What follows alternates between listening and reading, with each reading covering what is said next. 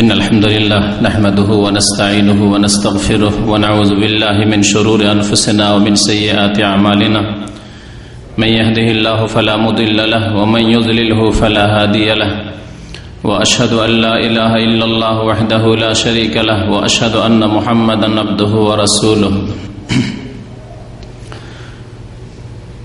صلى الله تعالى عليه وعلى آله وصحبه وسلم تسليما كثيرا يا أيها الذين آمنوا اتقوا الله حق تقاته ولا تموتن إلا وأنتم مسلمون يا أيها الناس اتقوا ربكم الذي خلقكم من نفس واحدة وخلق منها زوجها وبث منهما رجالا كثيرا ونساء واتقوا الله الذي تساءلون به والأرحام إن الله كان عليكم رقيبا يا أيها الذين آمنوا اتقوا الله وقولوا قولا سديدا يصلح لكم أعمالكم ويغفر لكم ذنوبكم ومن يطع الله ورسوله فقد فاز فوزا عظيما أما بعد فإن خير الحديث كتاب الله وخير الهدي هدي محمد صلى الله عليه وسلم وشر الأمور محدثاتها وكل محدثة بدعة وكل بدعة ضلالة وكل ضلالة في النار أعوذ بالله من الشيطان الرجيم بسم الله الرحمن الرحيم وقضى ربك ألا تعبدوا إلا إياه وبالوالدين إحسانا إما يبلغن عندك الكبر أحدهما أو كلاهما فلا تقل لهما أف ولا تنهرهما وقل لهما قولا كريما واخفض لهما جناح الذل من الرحمة وقل رب ارحمهما كما ربياني صغيرا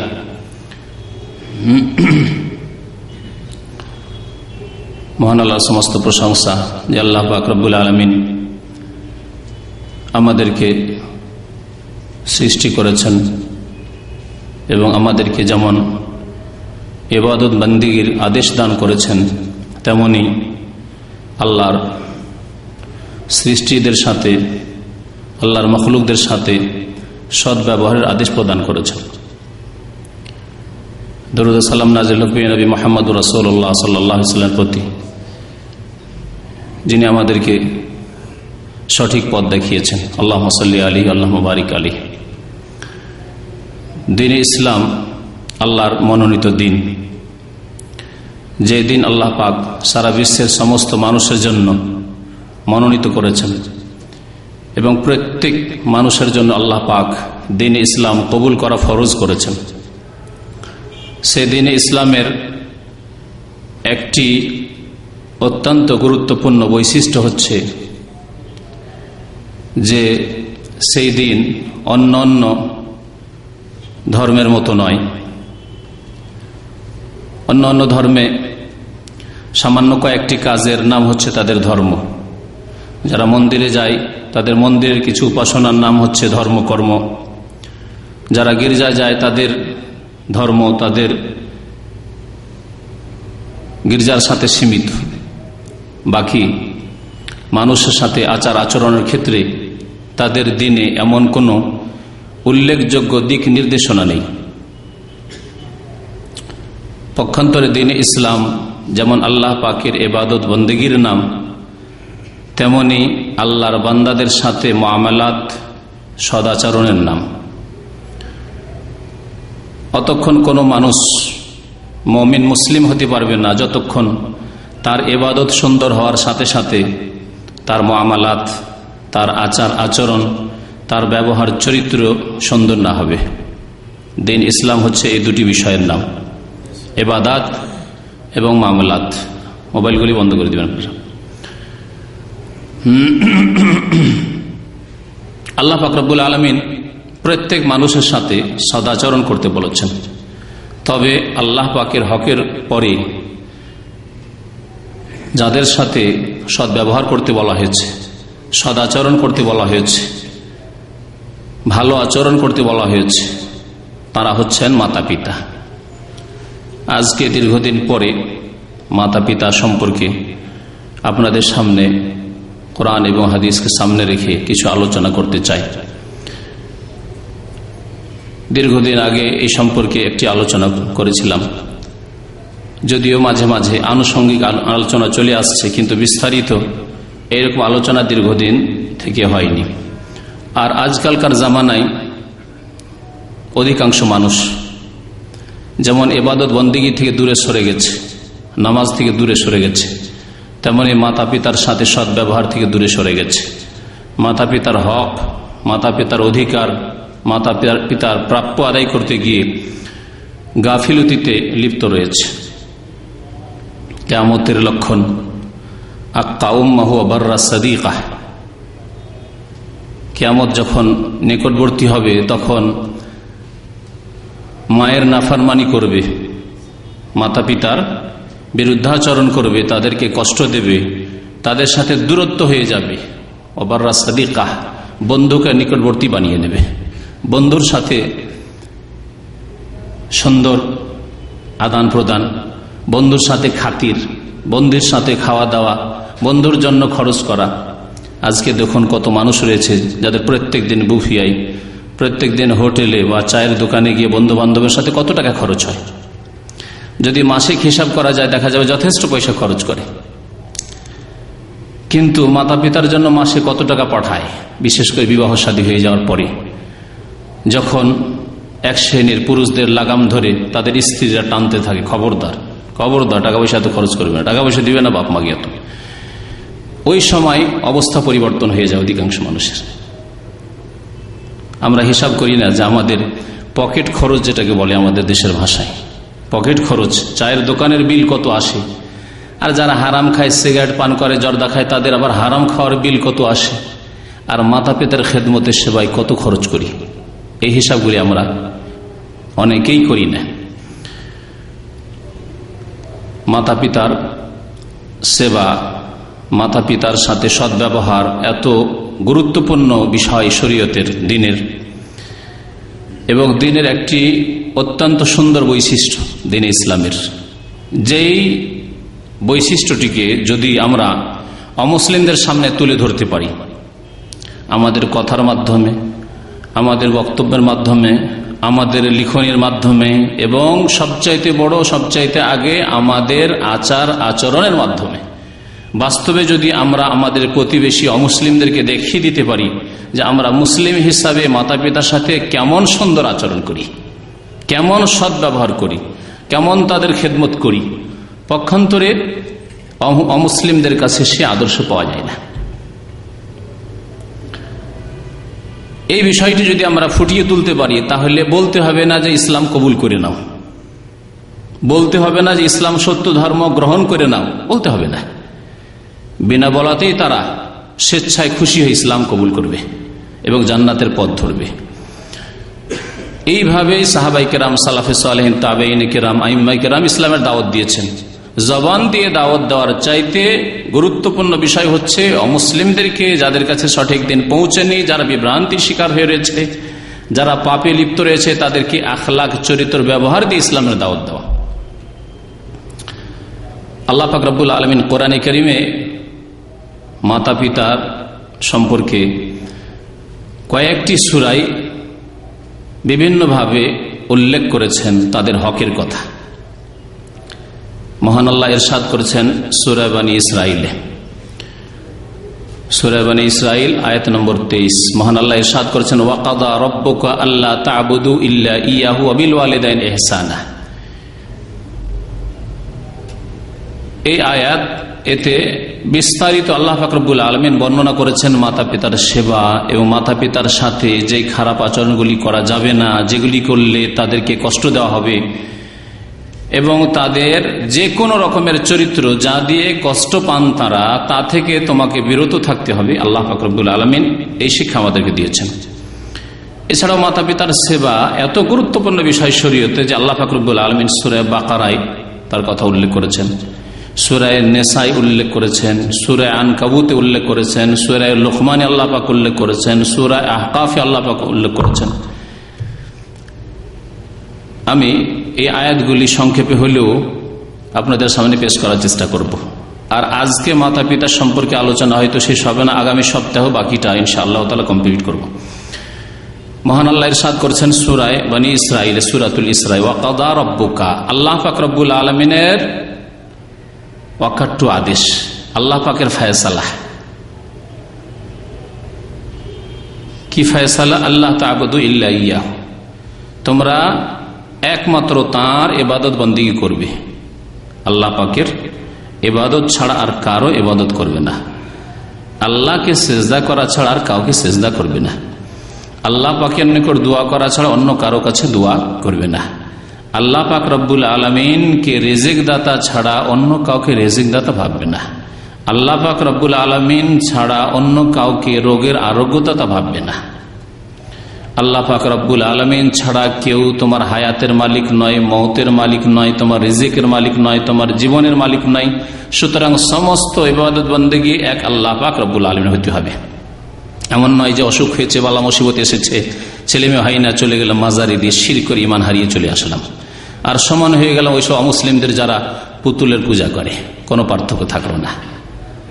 আল্লাহ তা'বুদু, ইবাদত আসলে নেই ইল্লা ইয়াহু, একমাত্র তাঁর ছাড়া। আসল হচ্ছে ইবাদত চলবে না, একমাত্র সেই ইবাদত চলবে যে ইবাদত আল্লাহ পাক করতে বলেছেন। আর আল্লাহ পাক একমাত্র তাঁর ইবাদত বন্দেগী করার জন্য সৃষ্টি করেছেন। ওমা খালাকতুল জিন্না ওয়াল ইনসা ইল্লা লিয়াবুদুন। সুতরাং ইবাদত যত প্রকার ইবাদত রয়েছে, নামাজ হোক, সিজদায় হোক, দোয়া হোক, ফরিয়াদ হোক, রিজিক তলব করাই হোক, সন্তান সন্ততি ছেলে মেয়ে চাওয়াই হোক, যে কোনো রকমের ইবাদত বন্দেগী হোক, সমস্ত মান্নত হোক, নজর হোক, কুরবানি করা হোক, জবাই করা হোক। এমন নয় যে খাসি মোরগ নিয়ে চললেন ওরসের মেলায় মাজারে গিয়ে জবাই করে আসেন না, সেটি ইবাদত। সুতরাং জবাই হইতে হবে একমাত্র আল্লাহর সন্তুষ্টির জন্য এবং আল্লাহ পাকের নামে। উৎসর্গ হইতে হবে একমাত্র আল্লাহর জন্য। আল্লাহ তা'বুদু ইল্লা ইয়াহু, বিষয়বস্তু হচ্ছে তারপরে টিউ, তার সাথে সাথে আল্লাহ পাকের ইবাদত, আর তার সাথে বলছেন ওয়াবিল ওয়ালিদাইনি ইহসানা, এবং ওয়ালিদাইনের সাথে, মাতা পিতার সাথে সদ্ব্যবহার করবে। দেখুন, আল্লাহর হক হচ্ছে ইবাদতের হক, আর মানুষের হক হচ্ছে মুআমালাত, আখলাক, চরিত্রের হক। এই আখলাক, চরিত্র, সদাচরণের হকের মধ্যে সবচেয়ে বড় হক হচ্ছে মাতা পিতার। সবচেয়ে বড় হক আপনার ছেলে মেয়ের নয়, সবচাইতে বড় হক আপনার স্ত্রীর নয়, সবচাইতে বড় হক মা বোনদের তাদের স্বামীদের নয়। সবচাইতে বড় হক আল্লাহ পাকের ইবাদত বন্দেগীর পরে মানুষের ক্ষেত্রে মাতা পিতার হক, সে নারী হোক অথবা পুরুষ হোক। ওয়াবিল ওয়ালিদাইনি ইহসানা, মাতা পিতার সাথে সদাচরণ করবে। যে যে ক্ষেত্রে রয়েছে সেই ক্ষেত্রে যতটুকু তাকে আল্লাহ পাক তৌফিক দান করেছেন সেই ক্ষেত্রে সদাচরণ করবে, সদ্ব্যবহার করবে। এই কথাটি বলার উদ্দেশ্য হচ্ছে যে একজন পুরুষ যে কাজগুলি করতে পারবে একজন মেয়ে পারবে না। সুতরাং মেয়ে মায়ের কাজে যেভাবে সহযোগিতা করতে পারবে, ছেলে মায়ের কাজে সেইভাবে হয়তো সহযোগিতা করতে পারবে না। ছেলে বাবার কাজে যেইভাবে সহযোগিতা করতে পারবে সেইভাবে মেয়ে বাবার কাজে সহযোগিতা করতে পারবে না। এজন্য আল্লাহ পাক যাকে যতটা শক্তি দিয়েছেন ততটা জিজ্ঞাসা করেন, তার বেশি জিজ্ঞাসা করবেন না, এবং তার বেশি দায়িত্ব দেননি। লা ইউকাল্লিফুল্লাহু নাফসান ইল্লা উসআহা। আল্লাহ পাক মানুষের সাধ্যের বাইরে, ক্ষমতার বাইরে কোনো দায়িত্ব দেননি। একজন মেয়ে যতক্ষণ পর্যন্ত বিয়ে শাদী হয়নি, যেইভাবে মায়ের খেদমত তার উপর ফরজ রয়েছে, মা পাকশা করে খাওয়াবে, আর সে বাড়িতে একজন সাবালিকে শুয়ে থাকবে, মা পাক করবে তো খাওয়াবে না, বরং সে পাকশাক করবে, শিখবে, সহযোগিতা করবে, যতটুকু পারবে সহযোগিতা করবে। আল্লাহ যতটা ক্ষমতা দিয়েছেন, এই না যে আমি পারছি না, অথচ তার সাথী সঙ্গীরা পারছে, তার মতো অন্যান্য মেয়েরা পারছে। এই পারার বিষয়টি মানুষের উপর ছেড়ে দেওয়া হয়নি যে আমি কিছুই পারছি না। যে কোনো মানুষ যদি মনে করে আমি পারি না, তাহলে কিছুই পারবে না। আর যদি মনে করে আমি পারি, ইনশাআল্লাহ তাআলা পারে, আল্লাহ পাক যা শরীরে ক্ষমতা দিয়েছেন, তাহলে অনেক কিছুই পারতে পারে। কিন্তু বিবাহ শাদী হয়ে যাওয়ার পরে অতটুকু সম্ভব নয় যতটুকু সম্ভব ছিল বিবাহ শাদী হওয়ার আগে, যখন বাবার বাড়িতে, মায়ের বাড়িতে ছিল। তবে যখনই সুযোগ পাবে, যখনই আল্লাহ পাক রব্বুল আলামিন তৌফিক দেবেন, তখনই চেষ্টা করি মাতা পিতার সেবা করার জন্য, তাদের খেদমত করার জন্য, তাদের সাহায্য সহযোগিতা করার জন্য, যে কোনো দিক থেকে পারে, আর্থিক দিক থেকে হোক বা দৈহিক খেদমত করে হোক, যেভাবে আল্লাহ যাকে তৌফিক দিয়েছেন সেইভাবে খেদমত করবে। ওয়াবিল ওয়ালিদাইন ইহসানা, এবং সদাচরণ করবে। ইহসান, সদাচরণের অর্থ কি? সদ আচরণ হচ্ছে যে মাতা পিতাকে সন্তুষ্ট রাখা, এবং সন্তুষ্ট কিভাবে তারা থাকবেন এর জন্য আপ্রাণ চেষ্টা করা, একটি বিষয়। তাদের মনকে খুশি রাখার জন্য আপ্রাণ চেষ্টা করা, জায়েজ কাজ করে, হারাম কাজ করে নয়। জায়েজ কাজের আওতাতে, শুধু সুন্নাত আর মুস্তাহাব কাজ করে নয়, আর শুধু ওয়াজিব কাজ নয়, এটা ফরজ সেই জন্য করছি না। ফরজ ছাড়া সুন্নত মুস্তাহাব কাজ রয়েছে মাতা পিতার ক্ষেত্রে, এছাড়াও জায়েজ কাজ রয়েছে, ফরজ নয়, সুন্নত নয়, ওয়াজিব নয়, কিন্তু জায়েজ কাজ রয়েছে, মাতা পিতা বলছেন, অথবা যদি না বলেননি তারা, কিন্তু এই কাজগুলি যদি করি তো তারা খুশি হবেন, বিনা বলাই যদি করি। অনেক কাজ রয়েছে, অনেক সময় এরকম অবস্থা হয় আমাদের প্রত্যেকের জীবনে যে এমন কিছু কাজ আছে যে কাজগুলি আম্মা আব্বা চান কিন্তু করতে বলেন না, তাহলে সেই কাজগুলি করি, তাহলে অন্তর খুশি হয়ে যাবে, তাদের চক্ষু ঠান্ডা হয়ে যাবে।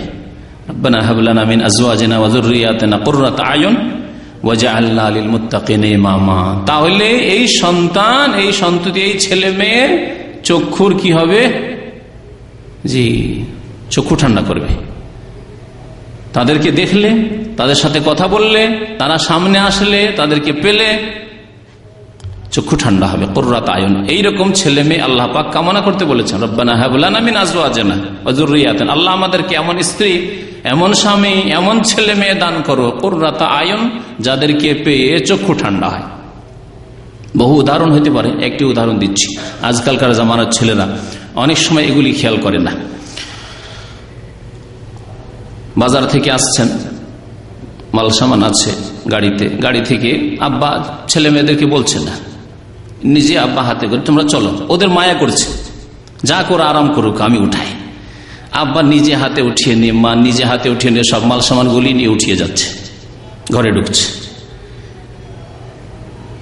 আদেশ করেননি, আব্বা আদেশ করেননি, মাও আদেশ করেনি, এটা উঠাও, ওটা উঠাও। যদি আদেশ করে দেন তাহলে তো ফরজ হয়ে গেল। আদেশ করেননি, কিন্তু যদি আপনি বিনা বলাতে উঠিয়ে না, না না আপনি কেন নেবেন, আমরা নিতে পারবো, আপনি যান, আব্বাকে পাঠিয়ে দিলেন, মায়ের হাত থেকে কেড়ে নিলেন, ওটাতে দিলেন না, নিজে উঠিয়ে নিলেন। এইরকম বহু ক্ষেত্র আসবে। এই কাজগুলি যদি করেন, ভালো কাজ, মুস্তাহাব কাজ, নেকির কাজ করলেন আপনি, এতে কি হয়ে গেল? কুররাত আয়ুন, নয়ন জুড়িয়ে গেল, চক্ষু ঠান্ডা হয়ে গেল, মনে শান্তি হাসিল হলো। বেশ সুন্দর ছেলে মেয়ে, বলতে হয় না কোনো কাজে।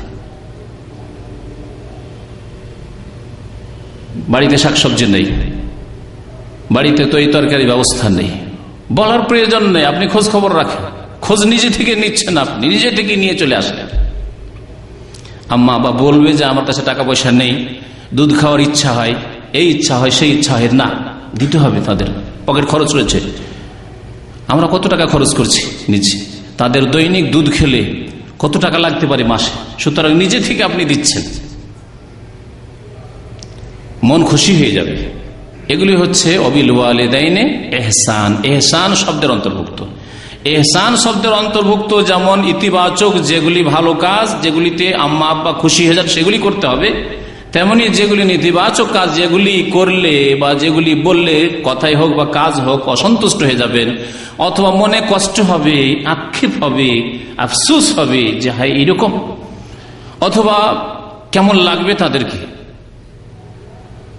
যে আমাদের ছেলে মেয়েদেরকে শিখাতে হয় কেন এত, এগুলি কথা নিজে থেকে কেন শিখতে পারছে না।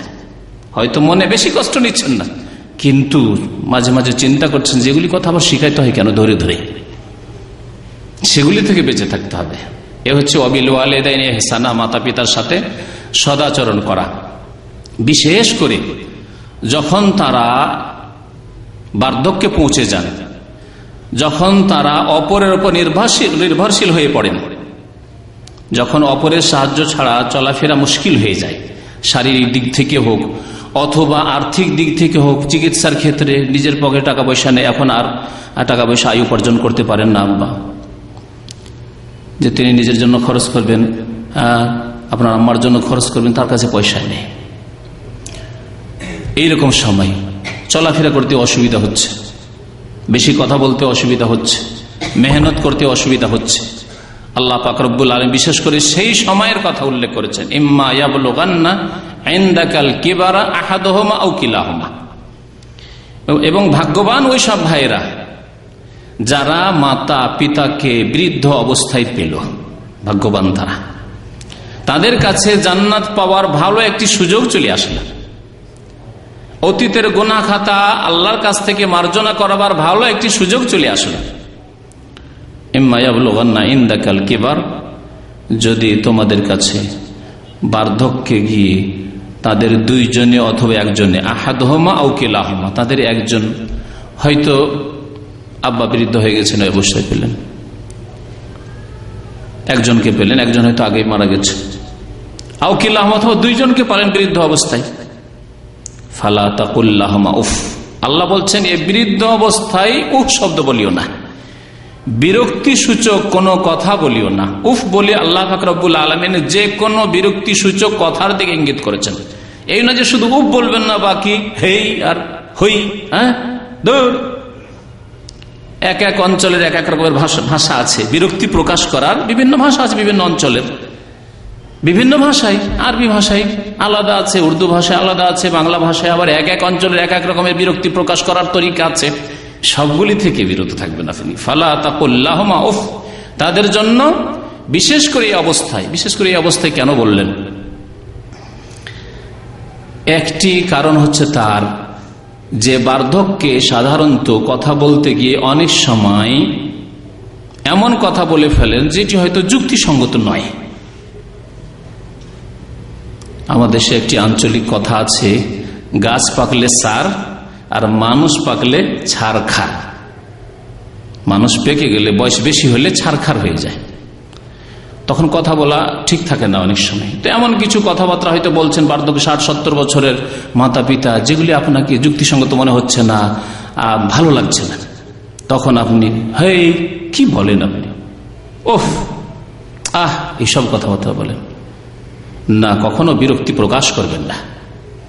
বিরক্তিকর কথা হলেও আপনার বিরক্তি প্রকাশ করা না জবান দ্বারা যাবে, না আপনার চেহারা দিয়ে যাবে। অনেক সময় হয়তো বিরক্তি হয়তো কথার দ্বারা প্রকাশ করলেন না, কিন্তু মেজাজটা খারাপ করলেন, যেন মনটা খারাপ করে উঠলেন, চেহারাতে বোঝা যাচ্ছে যে আম্মার কথা শুনে, আব্বার কথা শুনে মুখটা কেমন করে দিলেন আপনি। আল্লাহ নিষেধ করেছেন, কঠোরভাবে নিষেধ করেছেন। বার্ধক্য সাধারণত এইরকম অবস্থা হতে পারে, সেই জন্য আল্লাহ পাক রব্বুল আলামিন বিশেষ করে বার্ধক্যের কথা বলেছেন। না হলে আব্বা আম্মা এখনো বৃদ্ধ হননি, বয়স 30-40 রয়েছে, 45-50-এর মধ্যে রয়েছে, তখন কি করা যাবে না? তখনও করা যাবে না, তখনও হারাম বিরক্তি প্রকাশ করা। আরেকটি কারণ হচ্ছে যে আব্বা আম্মা যখন শক্তিশালী থাকেন, 40-50-এর মধ্যে বয়স আছে, তখন ছেলেরা বাবা মার সামনে বিরক্তি প্রকাশ করতে সাহস করে না। এখন আব্বা আম্মাকে বলে ভয় লাগে, এখনো মার দিতে পারে। কিন্তু যখন 60 বছর 70 বছর হয়ে গেছে বয়স, তখন কি আর মারতে পারবে? আপনার রক্ত গরম হয়ে আছে আর আব্বা আম্মা বৃদ্ধ হয়ে গেছেন, তখন তার ওই ভয় নেই। তখন বিরক্তি প্রকাশ হয়ে যাওয়া দুর্বল ইমানের মানুষ থেকে স্বাভাবিক। সেজন্য আল্লাহ পাক বিশেষ করে সতর্ক করেছেন, ইম্মা ইয়াবলুগান্না ইনদাকাল কিবারা আহাদুহুমা আও কিলাহুমা ফালা তাকুল লাহুমা উফ ওয়ালা তানহারহুমা, আর কখনো ধমক দিয়ে কথা বলবে না, শাসানিমূলক কথা বলবে না, ধমক দিয়ে, বোঝেন না কিছু কথা বলেন, চুপ করেন, এইরকম কথা কত লোকে যে বলে মাতা পিতাকে, চুপ করো মা, তুমি কি বুঝো, নিজেই বুঝে। আল্লাহ পাক রব্বুল আলামিন সৃষ্টিকর্তা আর মাতা পিতা জন্মদাতা, এই জন্য আল্লাহ পাকের পরে হক রয়েছে মাতা পিতার। আর তারা বুঝলো না, আপনি বুঝলেন বেশি, বুঝতে শিখেছেন। প্রতীক্ষা করেন, ইন্তজার করেন, আপনার উপর সেই সময় আসছে যখন আপনাকে আপনার ছেলেও বলবে যে আপনি কিছুই বুঝেন না। জামানা আরো খারাপের দিকে যাচ্ছে, জামানার মানুষ আরো দুর্বল ইমানের দিকে যাচ্ছে, পাপের দিকে যাচ্ছে। এবং একটি নীতিমালা আছে আল্লাহ পাক রব্বুল আলামিনের, সুন্নাতুল্লাহ, ওয়ালান তাজিদা লিসুন্নাতিল্লাহি তাবদীলা। আল্লাহ পাক রব্বুল আলামিন নীতিমালায় কোনো পরিবর্তন নেই, যেমন আপনি কর্ম করবেন তেমন ফল পাবেন। আরবি ভাষায় এটিকে ফিকর কায়দার মধ্যে বর্ণনা করেছে আল জাযা মিন জিনসিল আমাল, প্রতিদান আপনি পাবেন আপনার আমল মোতাবেক, আপনার কর্ম অনুপাতে। আপনার কর্ম যেমন হবে তেমন আপনি প্রতিদান পাবেন। আপনি যদি মাতা পিতার ক্ষেত্রে যদি তাদের হক নষ্ট করেন, তাদেরকে দুঃখ দিয়ে থাকেন, তাদেরকে কষ্ট দিয়ে থাকেন, তাদের অবাধ্য হয়ে থাকেন বা তাদের হক ঠিকভাবে আদায় না করে থাকেন, যতটুকু আল্লাহ পাক রব্বুল আপনাকে দায়িত্ব দিয়েছেন, তৌফিক দিয়েছেন, তাহলে আপনার সাথে আপনার ছেলেমেয়েরা তার চাইতে বেশি করবে। ওই রকমই বদলা আপনি আল্লাহর পক্ষ থেকে পাবেন। কামা তাদিন ও তোদানো, আরবিতে একটি প্রবাদ আছে, যেমন কর্ম তেমন ফল অবশ্যই পাওয়া যাবে। সুতরাং এইরকম যাতে না করতে হয় আর এইরকম যাতে করে অবস্থা না আসে, আপনি আগে থেকে চিন্তা করে নেবেন, আজকে যদি এইরকম কাজ করি আমি, তাহলে আমার সাথে এর চাইতেও খারাপ ব্যবহার করা হবে আমার ছেলে মেয়েদের পক্ষ থেকে। তারপরে আল্লাহ পাক রব্বুল বলছেন ওয়ালা তানহারহুমা ওয়া কুল লাহুমা কওলান কারীমা, এবং তাদেরকে সম্মানসূচক ভাষা বলো, সম্মানসূচক কথা বলো, সম্মানের কথা বলো, এমন কথা বলো যাতে সম্মান রয়েছে, এমন কথা বলো যাতে নম্রতা রয়েছে, নরম ভাষায় কথা বললো। অনেক সময় বুঝাতে হইতে পারে, অনেক সময় আপনি যুক্তি দিয়ে দেখছেন যে ক্ষতি হতে যাচ্ছে, আপনি যুক্তি দিয়ে বুঝিয়ে নেন, কিন্তু আপনি সম্মানসূচক কথা দিয়ে, ভাষা দিয়ে বুঝিয়ে নেন। ওয়া কুল লাহুমা কওলান কারীমা।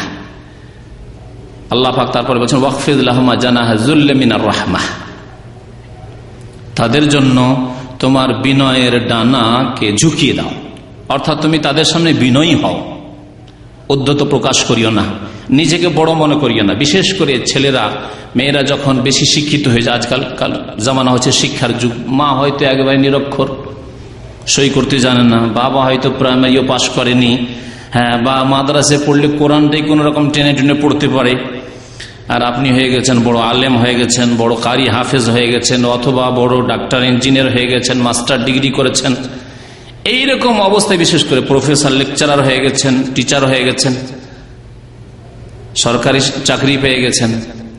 এইরকম ক্ষেত্রে অনেক সময় শয়তান স্বীকার করে নেয়, অহংকার অন্তরে সৃষ্টি হয়ে যায়, বাবা অশিক্ষিত, মা অশিক্ষিতা, লোকের সামনে পরিচয় দিতে অনেক সময় লজ্জা লাগে, চরম গুনার কাজ, অন্তরে গুনাহ রয়েছে। যদি এরকম অবস্থা হয়, প্রথম অন্তরেই গুনাহ রয়েছে, আর তার বহিঃপ্রকাশ যদি ঘটে, কথাবার্তায় চলা ফেরায় পরিচয় দিতে গিয়ে লজ্জাবোধ হচ্ছে,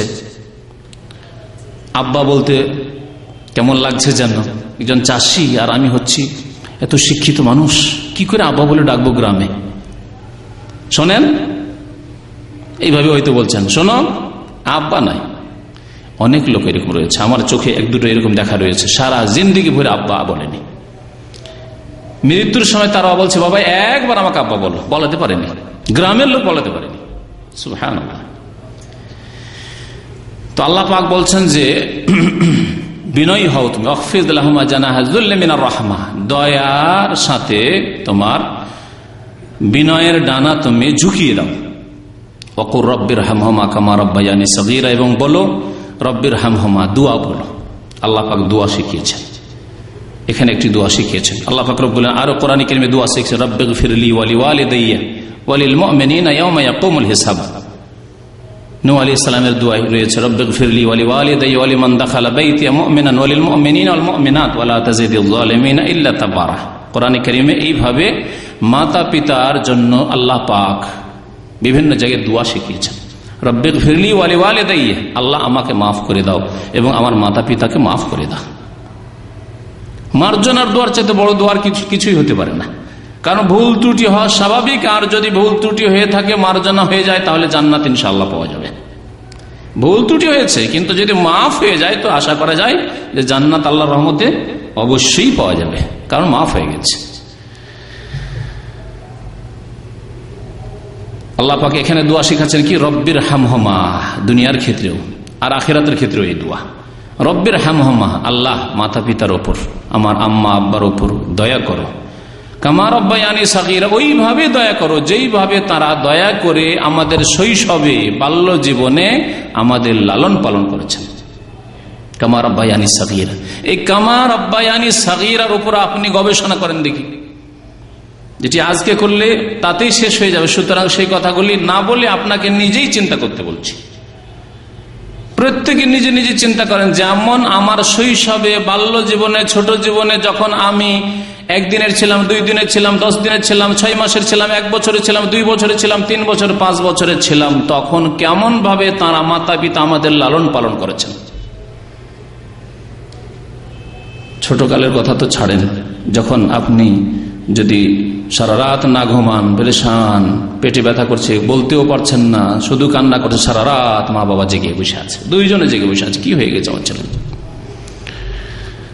বড় হওয়ার পরে 5 বছর, 10 বছর, 20 বছর, 30 বছর, 40 বছরের ছেলেও বাড়ির বাইরে গেছে, হাটে গেছে, মাঠে গেছে, বাজারে গেছে, রাত হয়ে যাচ্ছে, 9টা 10টা হয়ে যাচ্ছে, কি জন্য আসে না, কি হইল আমার ছেলের, একবার বাইরে যায়, আব্বা আম্মা একবার ভিতরে আসে, কি হইল, আসে না কেন, আসে না কেন, কি হইল, কোন চোর ডাকাতের হাতে পড়লো, হ্যাঁ, কোন দুশ্মনের হাতে পড়লো, কি হইল আল্লাহ জানে, পেরেশান হয়ে গেছে। আল্লাহু আকবার।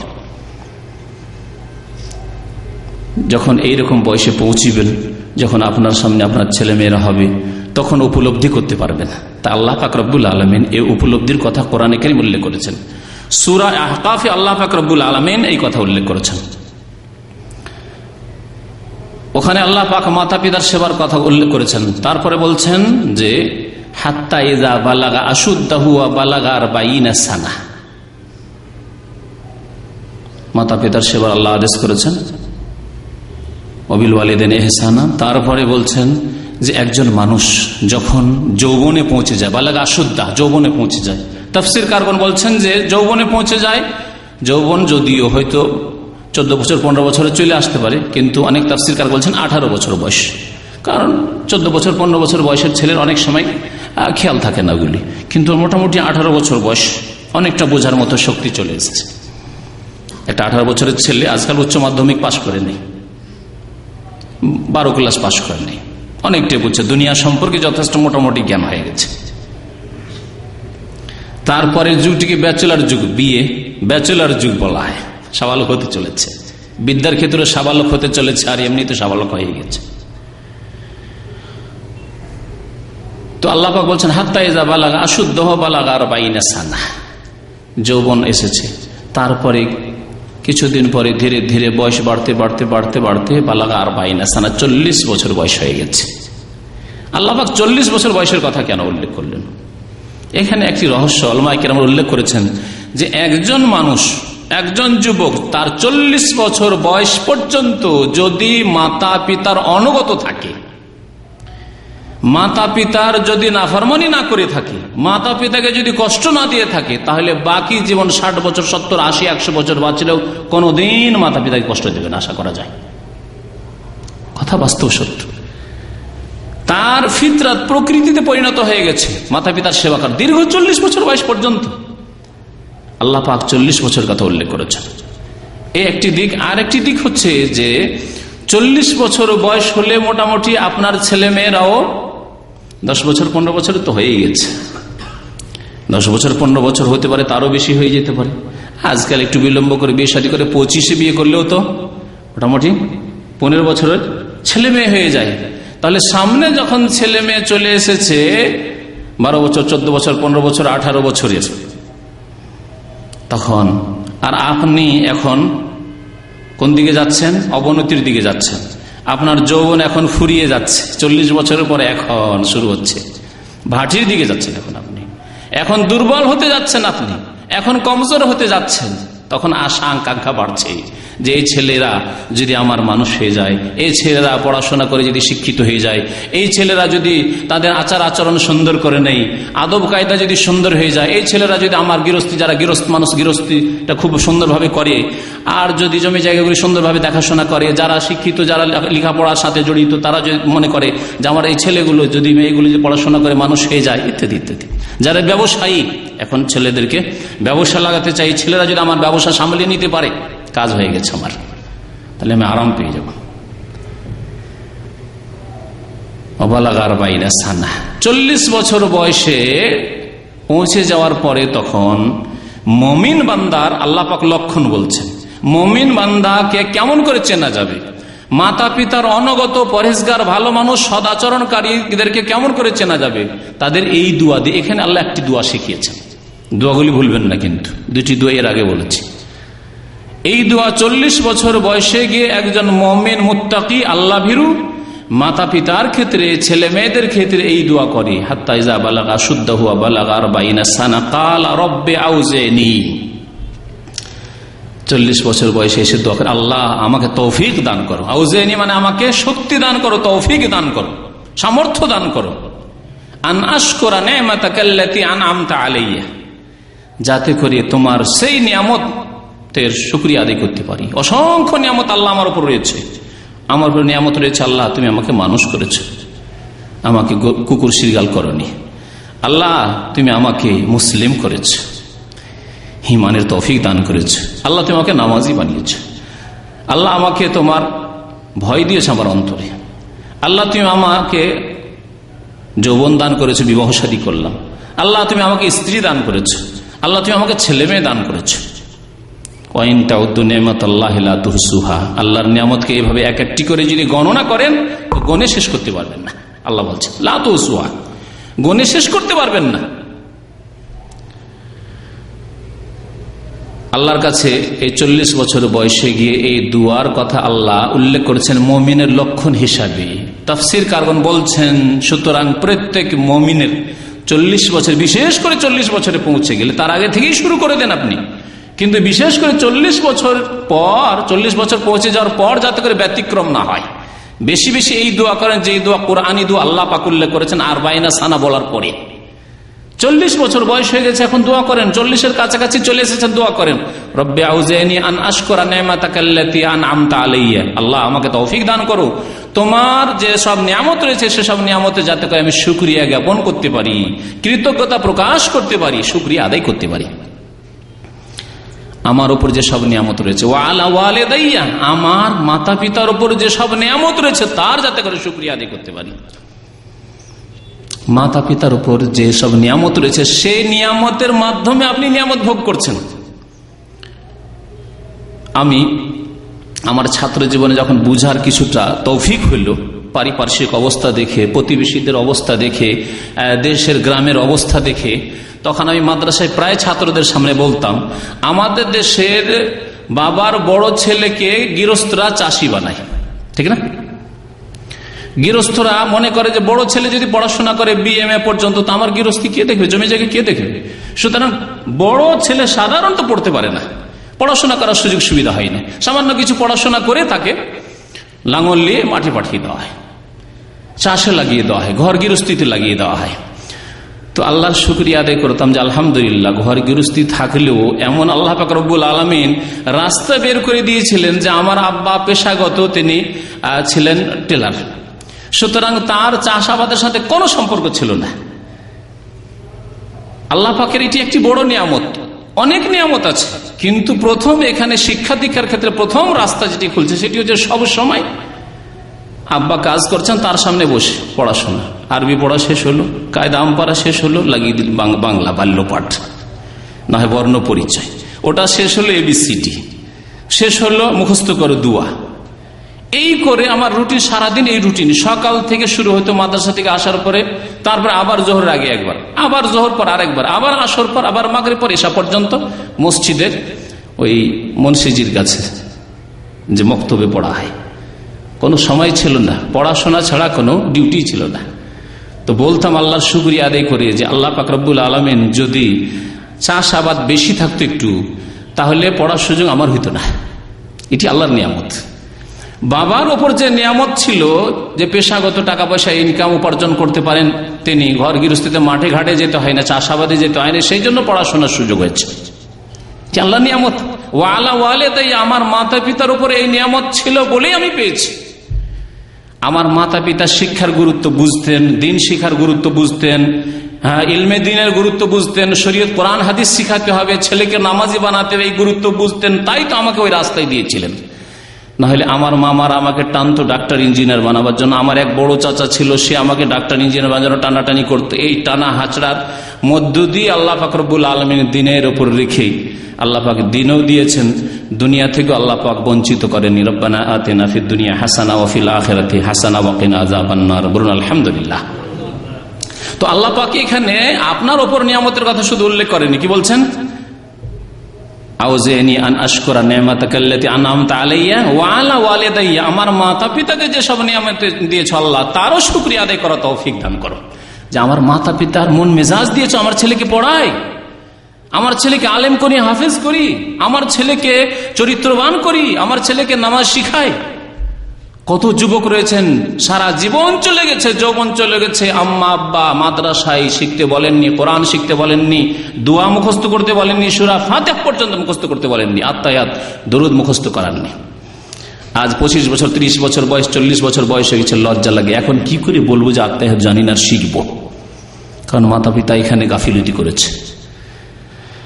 রব্বি আউজিনি আন আশকুরা নি'মাতাকাল্লাতী আন'আমতা আলাইয়া ওয়া আলা ওয়ালিদাইয়া ওয়া আন আ'মালা সালিহান তারদাহ। আরেকটি দোয়া, আল্লাহ যাতে করে আমি সৎ আমল করতে পারি, এমন সৎ আমল যা তুমি পছন্দ করো, যাতে তুমি রাজি হয়ে যাও। আল্লাহ এমন আমলের তৌফিক দান করো, নেক আমলের, যে নেক আমলের উপর তুমি সন্তুষ্ট হয়ে যাও, রাজি হয়ে যাও। ওয়া আন আ'মালা সালিহান তারদাহ।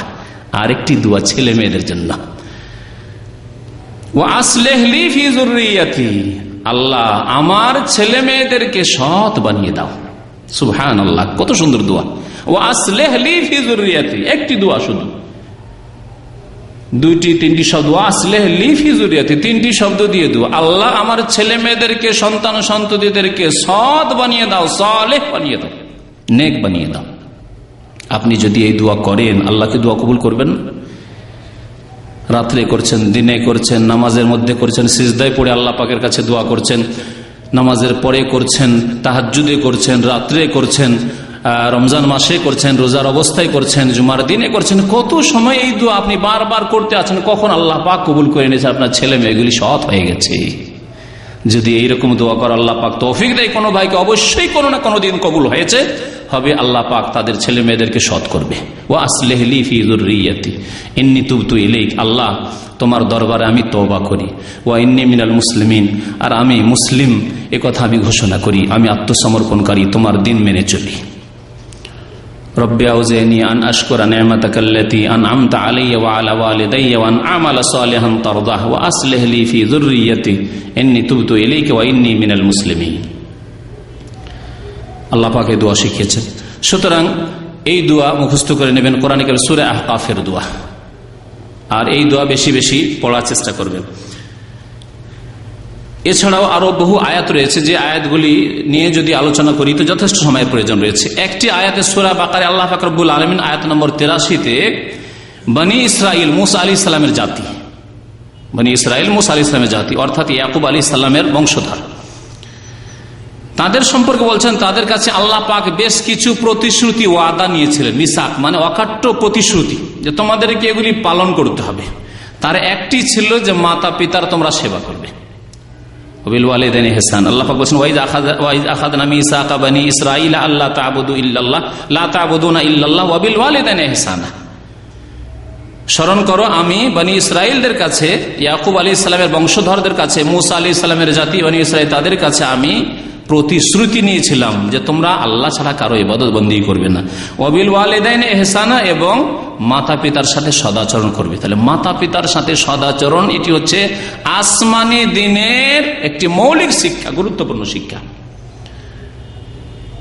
যে শিক্ষা আলহামদুলিল্লাহ দ্বীনে ইসলামে সুন্দরভাবে রয়েছে, এবং তুলনামূলক আজকেও এই দুনিয়ামুখী হওয়ার যুগেও আজকে তুলনামূলক অমুসলিমদের চাইতে মুসলিমদের মাতা পিতার সাথে সদাচরণ ইনশাআল্লাহ তাআলা বেশি রয়েছে। আল্লাহ পাক যেন আরো তৌফিক দান করেন। পশ্চিমা দেশের খবর যদি শুনেন আশ্চর্য হয়ে যাবেন। পশ্চিমা দেশে প্রথম কথা, পারিবারিক কাঠামো চূর্ণ বিচূর্ণ হয়ে গেছে, ভাঙচুর হয়ে। অধিকাংশ লোকের কে কার মা বাবার খোঁজ খবর নেই, আর যাদেরও খোঁজ খবর আছে মা বাবাকে মনে করা হয় খেজুরের বীজের মতো। এটি আমার উদাহরণ, আমি উদাহরণ দিলাম। খেজুরের বীজকে কি করেন বলেন দেখি? খেজুরটাকে চুষে, যতক্ষণ ওতে মিষ্টি আছে, স্বাদ আছে, চুষতে চুষতে চুষতে চুষে কি বললেন? থু করে ফেলে দিলেন। মাতা পিতার সাথে যদি এই আচরণ করেন, পেট থেকে 10 মাস পেটে রাখা থেকে শুরু করে ওই মেহনতের যুগ থেকে শুরু করে আপনি চিন্তা করেন, মা বাবাকে চুষতে চুষতে চুষতে চুষতে যখন বার্ধক্যে পৌঁছে গেছে, বৃদ্ধ হয়ে গেছে, তখন ধু করে ফেলে দিলেন। নিয়ে গিয়ে ওইসব দেশে বৃদ্ধদের জন্য সরকার আবাসস্থান, কি বলে ওগুলোকে, হ্যাঁ জানেন ওগুলোর নাম কি? হ্যাঁ, বৃদ্ধাশ্রম। তো ওই বৃদ্ধাশ্রম তৈরি করে রেখেছে সরকার। বৃদ্ধ মা বাবাকে নিয়ে গিয়ে ওখানে রেখে চলে আসলো। সরকার খেতে দিচ্ছে, সরকার কাপড় চোপড় দিচ্ছে, সরকার চিকিৎসা দিচ্ছে। মাঝে মাঝে যদি একটু ভালো ছেলে মেয়ে হয় তাহলে গিয়ে সপ্তাহে, মাসে, 2 মাসে দেখে শুনে আসলো, না হলে কোনো খোঁজ খবর নেই। বহু মা বাবা আছে, কেউ খোঁজ খবর নেওয়ার নেই, তাদের ছেলে আছে মেয়ে আছে, কেউ খোঁজ খবর নিতে যায় না। এরকম অনেক ঘটনা আছে, সেখানে ইন্তেকাল হয়ে গেছে বৃদ্ধ মা বাবার, ছেলেকে টেলিফোন করছে, ছেলে বলছে আমি খুব ব্যস্ত আছি ব্যবসা বাণিজ্য নিয়ে, আমি যেতে পারছি না, তোমরা দাফন কাফন করে দাও। আল্লাহু আকবার। সেই জামানায় আমরা রয়েছি। আল্লাহর সাথে যাদের সম্পর্ক রয়েছে, যাদের অন্তরে তাকওয়া পরেজগারি রয়েছে, আল্লাহর ভয় ভীতি রয়েছে, অর্থাৎ মুসলিমদের তুলনামূলক তাদের মাতা পিতার সাথে সম্পর্ক অনেক অনেক ভালো রয়েছে।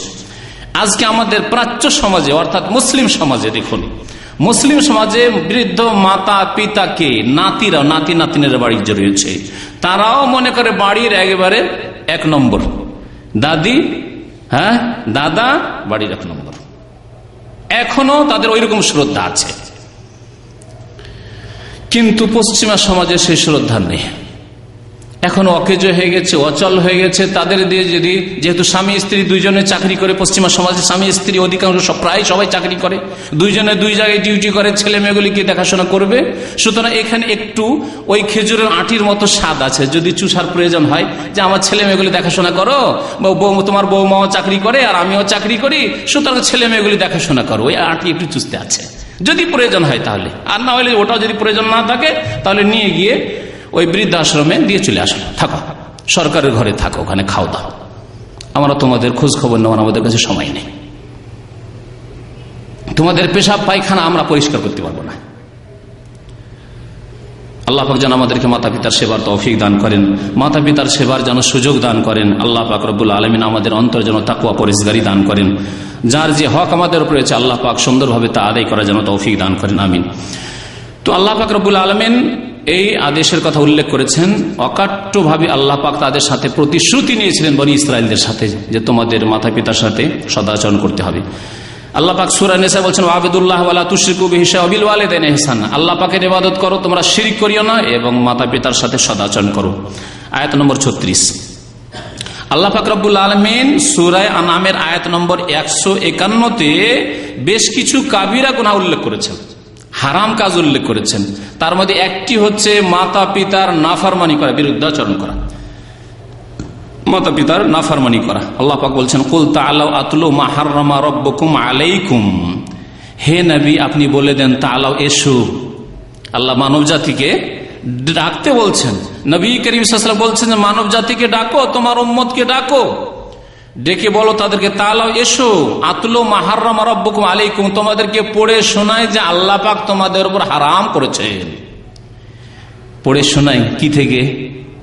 হ্যাঁ, কোরআনুল কারীম থেকে। কোরআনুল কারীমের এই আয়াত পড়ে শুনিয়ে দাও তাদেরকে, যে তোমাদেরকে পড়ে শোনায় আল্লাহ পাক তোমাদের উপর কি কি হারাম করেছেন। সবচেয়ে বড় হারাম আল্লাহ পাক বলছেন, আল্লাহ তুশরিকু বিহি শাইআ, তার সাথে আল্লাহ পাকের সাথে কাউকে শরীক করিয়া অংশীদার স্থাপন করিও না। তার প্রভুত্বও নয়, তার ইবাদত বন্দেগী তো নয়, সেজদা তো নয়, দোয়াতেও না। মহান উদ্ধারকারী গৌসুল আজম মানুষকে বলিও না, মহান উদ্ধারকারী একমাত্র আল্লাহ পাক রব্বুল আলামিন। গরিব নওয়াজ, গরিবের দাতা মানুষ খাজা মঈনুদ্দিন চিশতি হতে পারেন, একমাত্র গরিবের দাতা কে? আল্লাহ পাক রব্বুল আলামিন একমাত্র দাতা। আল্লাহর সাথে কোন রকমের শিরক করি। ওয়াবিল ওয়ালিদাইনি ইহসানা, এবং মাতা পিতার সাথে সদাচরণ করা, অর্থাৎ হারাম হচ্ছে মাতা পিতার অবাধ্য হওয়া, মাতা পিতাকে কষ্ট দেওয়া, মাতা পিতার নাফরমানি করা। আল্লাহ পাক তাহলে 2 নম্বরে শিরকের পরে যে হারামের কথা উল্লেখ করেছেন তা হচ্ছে মাতা পিতার নাফরমানি করা বা অবাধ্য হওয়া বা তাদেরকে কষ্ট দেওয়া। যে আয়াতটি সূরা বনী ইসরাঈল উল্লেখ করলাম তাতে 5টি জিনিস বর্ণনা করেছি। 5টি জিনিস বর্ণনা করা হয়েছে। আল্লাহ পাক রব্বুল আলামিন 5টি বিষয় উল্লেখ করেছেন। ফালা তাকুল লাহুমা উফ, বিরক্তি সূচক কোনো কথা বলবে না। ওয়ালা তানহারহুমা, তাদেরকে ধমক দেবে না। এবং অকুল লাহুমা কওলান কারীমা, সম্মান সূচক কথা বলবে। তাদের জন্য দোয়া করবে। ওয়াকফিজ লাহুমা জানাহা যুল্লি মিনার রাহমা ওয়াকুর রাব্বিরহামা কামা রাব্বায়ানি সগীরা, দোয়া করবে। এবং বিনয়ী হবে, বিনয়ী হয়ে ডানা ঝুঁকিয়ে দিবে দয়ার, অর্থাৎ তাওয়াজু খাকসারি তোমার মধ্যে থাকবে, নম্রতা থাকবে তাদের সাথে। আল্লাহ পাক এই 5টি আদেশ করেছেন।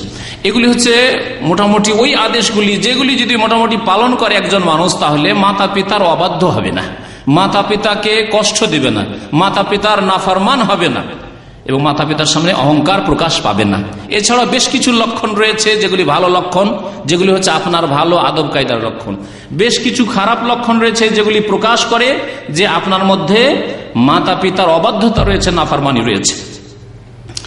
আল্লাহ পাক রব্বুল আলামিন সূরা লুকমানে যেখানে উল্লেখ করেছেন সেখানে ওয়াসাইনাল ইনসানা বিওয়ালিদাইহি হামালাতহু উম্মুহু ওয়াহনান আলা ওয়াহনিন ওয়া ফিসালুহু ফি আমিন। এখানে আল্লাহ পাক রব্বুল আলামিন বিশেষ করে মায়ের কথা, মাতা পিতার কথা, দুজনের কথা বলে দিয়ে তাদের সাথে সদাচরণ করা আল্লাহর আদেশ। তারপরে বলছেন যে বিশেষ করে তোমার আম্মা তোমাকে কষ্টের ওপর কষ্ট সহ্য করে তোমাকে প্রসব করেছেন। হামালাতহু উম্মুহু ওয়াহনান আলা ওয়াহন, একটি কষ্ট নয়, কষ্টের উপর কষ্ট বরদাস্ত করেছেন, সহ্য করেছেন। পেটে এসেছো তখন কষ্ট,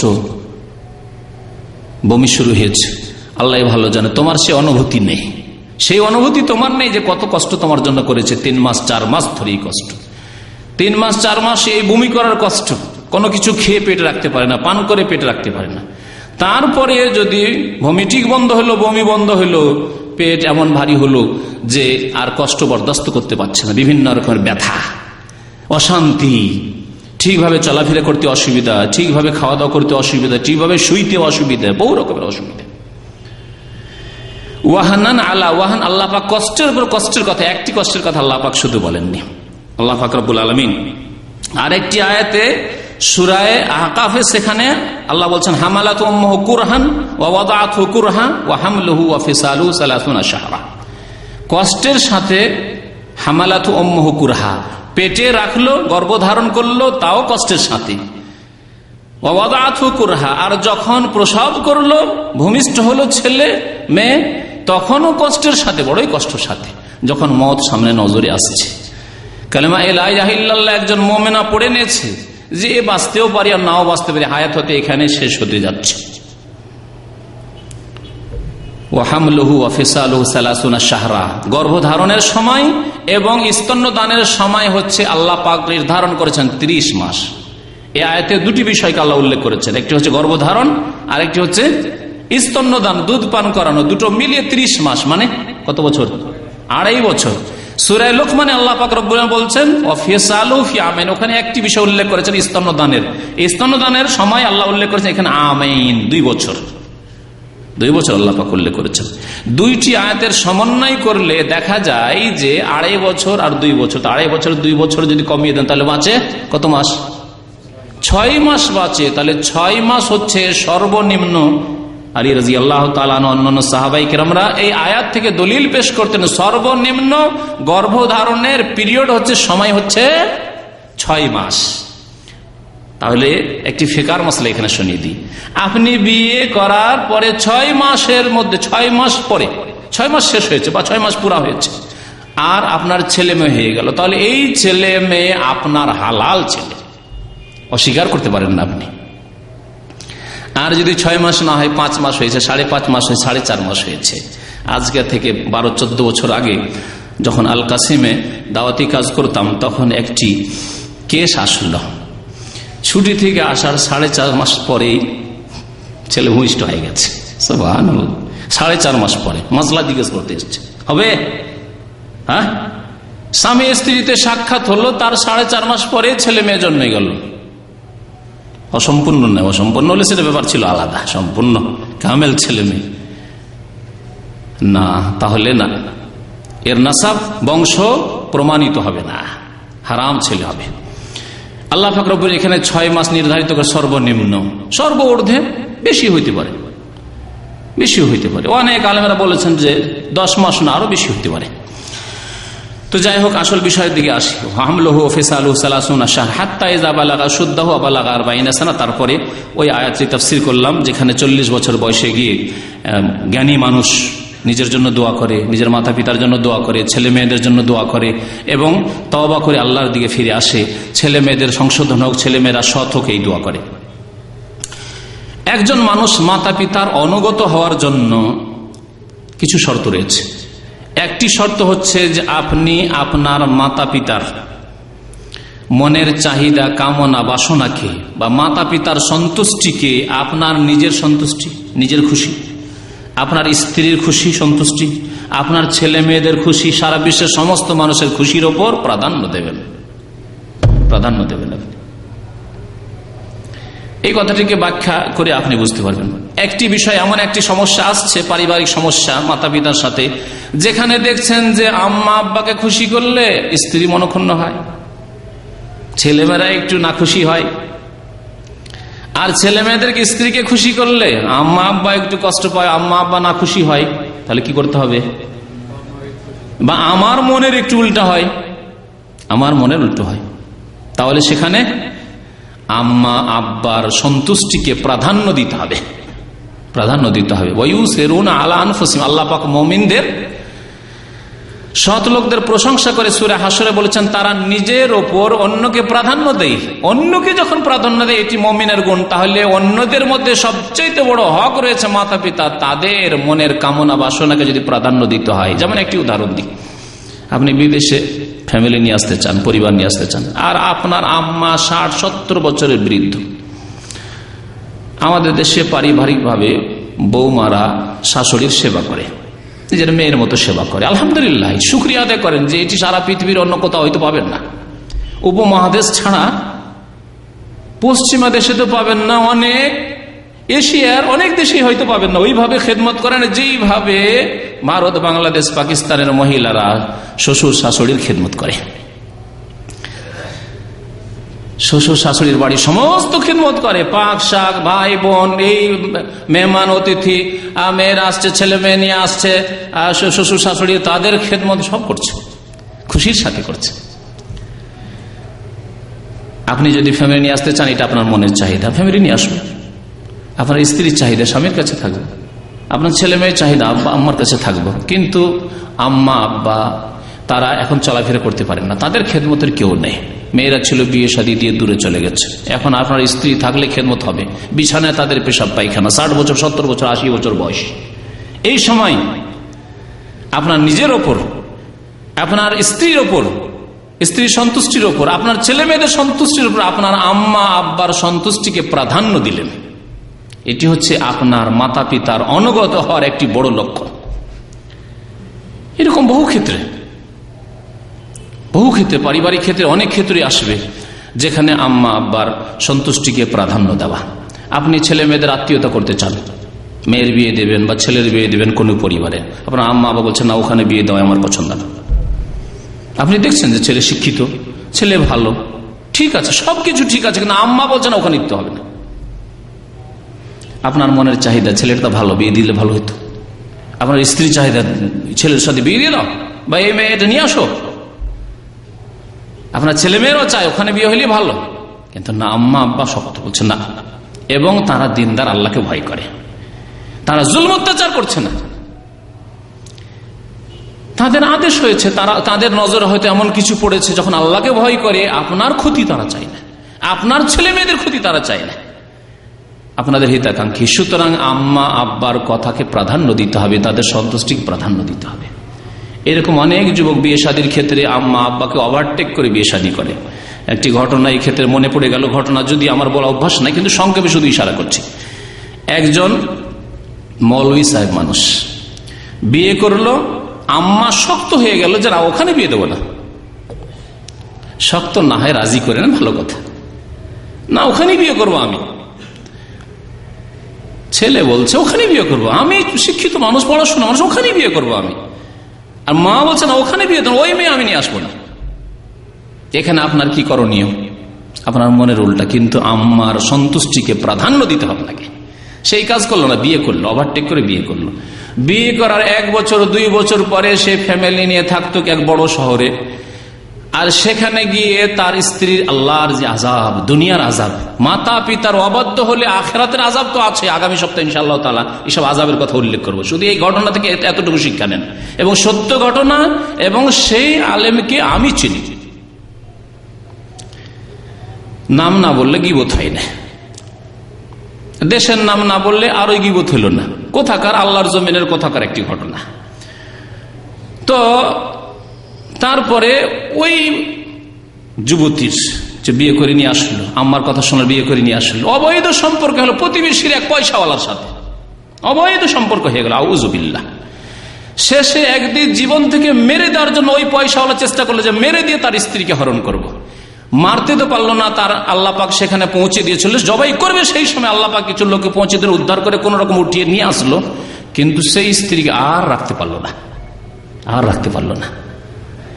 একটি ঘটনা শিখার জন্য যথেষ্ট। জ্ঞানী মানুষ আল আকিলু ইয়াতাবিরু বিগাইরিহি, জ্ঞানী মানুষ অন্যকে দেখে শিক্ষা নেই, নিজে ভুক্তভোগী হব, আমি এরকম মুসিবতে পড়বো তারপরে শিখবো, এটা জ্ঞানীর পরিচয় নয়। জ্ঞানীর পরিচয় কি? চোরকে লোকেরা গণপিটুনি দিচ্ছে, মারছে, পকেট মারকে মারছে, ওই দেখে একজন জ্ঞানী শিখে যাবে আমি পকেট মারি করবো না, চুরি করব না, বাটমারি করবো না, জুয়া খেলবো না, ওখান থেকে শিখে যাবে।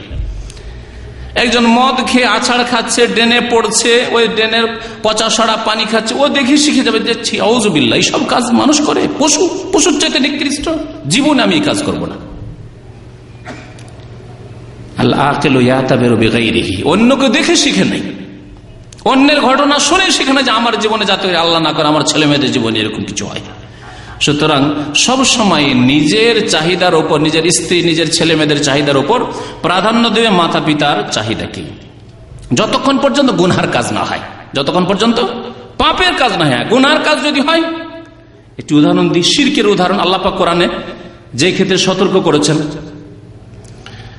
দেশে গিয়েছেন, আম্মা অথবা আব্বা বা দুইজনে বলছে আমাকে আটরসি নিয়ে চলো, মাইজ ভান্ডারি নিয়ে চলো, চলো আজমির শরীফ নিয়ে চলো, ওখানে গেলে অনেক কিছু পাওয়া যায়, চলো তোমার জন্য পীর বাবার কাছে কিছু চেয়ে আসবো, আর আমার জন্য চাইবো, টাকা পয়সা দাও। তুমি যাবেন না, আমাকে টাকা পয়সা দাও। কি করবেন? দেবেন না।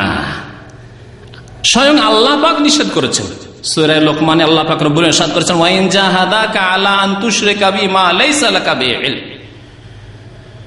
তারা যদি পিড়াপিড়ি করে, আল্লাহ পাক বলছেন ওয়াইন জাহাদাকা, মাতা পিতা যদি পিড়াপিড়ি করে, প্রয়াস চালায়, চেষ্টা করে, কিসের জন্য? আলা আন তুশরিকা বি, আমি আল্লাহর সাথে শিরিক করার জন্য, যে তুমি আল্লাহর সাথে শিরিক করতে চলো, চলো ওখানে খাসি মোরগ নিয়ে চলো, টাকা পয়সা তো খাসি মোরগ পাঠাবো আমি, মাজারে ওরসে মাজারের জন্য চাদর পাঠাবো, আমি যাব, আলা আন তুশরিকা, যে কোনো রকমের শিরক করতে চাই, তাবিজ করতে চাই। নবী করিম সাল্লাল্লাহু আলাইহি ওয়াসাল্লাম তাবিজকে শিরক বলেছেন। সুতরাং সতর্ক। নবী সাল্লাল্লাহু আলাইহি ওয়াসাল্লামের কথার সামনে আবার হটকারিতা, যে না এটা উমুকরা করছে, এত বড় আলেমরা করছে, এইসব কথাবার্তা খবরদার বলবেন না। যখনই নবী সাল্লাল্লাহু আলাইহি ওয়াসাল্লামের কথা আসবে ওয়াসাল্লিমু তাসলিমা, আর যদি সন্দেহ হয় যেটি নবী সাল্লাল্লাহু আলাইহি ওয়াসাল্লামের কথা কিনা, তা আপনি তদন্ত করেন, তাহকিক করেন। আপনার কাজ হচ্ছে যে এটি আল্লাহর নবীর কথা কিনা, তাহলে তদন্ত করেন, তাহকিক করেন। তারপরে যখন আপনার ঈমান বিশ্বাস হয়ে যাবে, আমল করেন। আমি যখন প্রথম মুনাজাত ছাড়ি নামাজের পরে, 6 মাস পড়াশোনা করে মুনাজাত ছেড়েছি, একদিন দুদিন, আমার মতো লোক বলছি, সৌদি আরব আসার আগে 6 মাস পড়ে এই বিষয়ের উপরে আলেমরা কি লিখেছেন, পক্ষ বিপক্ষ, দুই পক্ষ, যারা মোনাজাতের দল, না মোনাজাত করতে হবে, আর এক দল ছাড়া করতে হবে না, দুই দলের কথা দীর্ঘ 6 মাস পড়ার পরে, তারপরে পরিবেশকে শান্ত করার জন্য এক করে আস্তে আস্তে করে একবারে লাগাম ধরে টানলে ছিঁড়ে দিবে গ্রামের লোকেরা, তাই না? যে মসজিদের খতিব, এক মাদ্রাসায় পড়াইতাম, শিক্ষকতা করতাম মদিনা ইউনিভার্সিটি আসার আগে, আর খুতবা দিতাম, তারপরও সাহস হচ্ছে না, এদেরকে একবারে লাগাম ধরে টান দিলে সর্দার মন্ডল মাতবর পয়সাওয়ালা যারা আছে ছিঁড়ে দিবে, পাগা ছিঁড়ে দিবে, পাগা বুঝেনতে না, পাগা ছিঁড়ে দিবে সব জাহিল মূর্খ লোক। আস্তে আস্তে টান দিতে হবে। প্রথম দিকে যখন ছাড়তে লাগলাম, এসে সর্দার সাহেব বলে, বয়স্ক, আমার আব্বার বয়সের চাইতে বেশি, দাড়ি সব সাদা হয়ে গেছে, এসে বললে যে মাওলানা সাহেব, ধীরে ধীরে আপনারা সবই উঠিয়ে দিবেন মনে হয়, আক্রমণের কথা, ধীরে ধীরে মনে হয় আপনার নামাজটা উঠিয়ে দিবেন। আউযুবিল্লাহ, নামাজ উঠাবো না কোনোদিন। তো যাই হোক, বিষয় অন্যদিকে চলে যাচ্ছে। মাতা পিতার বিষয় থেকে এত দূর চলে গেলাম। হ্যাঁ, কি জন্য গেলাম? মাতা পিতা যদি গুনহার কাজ করতে বলে, আল্লাহ বলছেন ওয়াইন জাহাদাকা আলা আন তুশরিকা বি মা লাইসা লাকা বিহি ইলম, যে জ্ঞান তোমাকে দেওয়া হয়নি, শিরকের জ্ঞান তোমাকে দেওয়া হয়নি। শিরকের ধর্ম আল্লাহ কখনো নাজিল করেননি। না পুতুল পূজার ধর্ম আল্লাহ নাজিল করেছেন, না কবর মাজার পূজা আর এর সিজদা করার পূজা, এসবের আল্লাহ ধর্ম দান করেছেন। আল্লাহ যে দিন দান করেছেন তা হচ্ছে তৌহিদ, আল্লাহর একত্রের দিন। একমাত্র আল্লাহ পাক সৃষ্টিকর্তা, সুতরাং একমাত্র আল্লাহ পাকের ইবাদত বন্দেগী করতে হবে। ফাসাল্লি লিরাব্বিকা ওয়ানহার ফালা তুতি'হুমা, আল্লাহ শক্ত করে বলছেন, শিরক যদি করতে বলে, গুনাহ করতে বলে, খবরদার তাদের আনুগত্য করিও না, কথা মানিও না।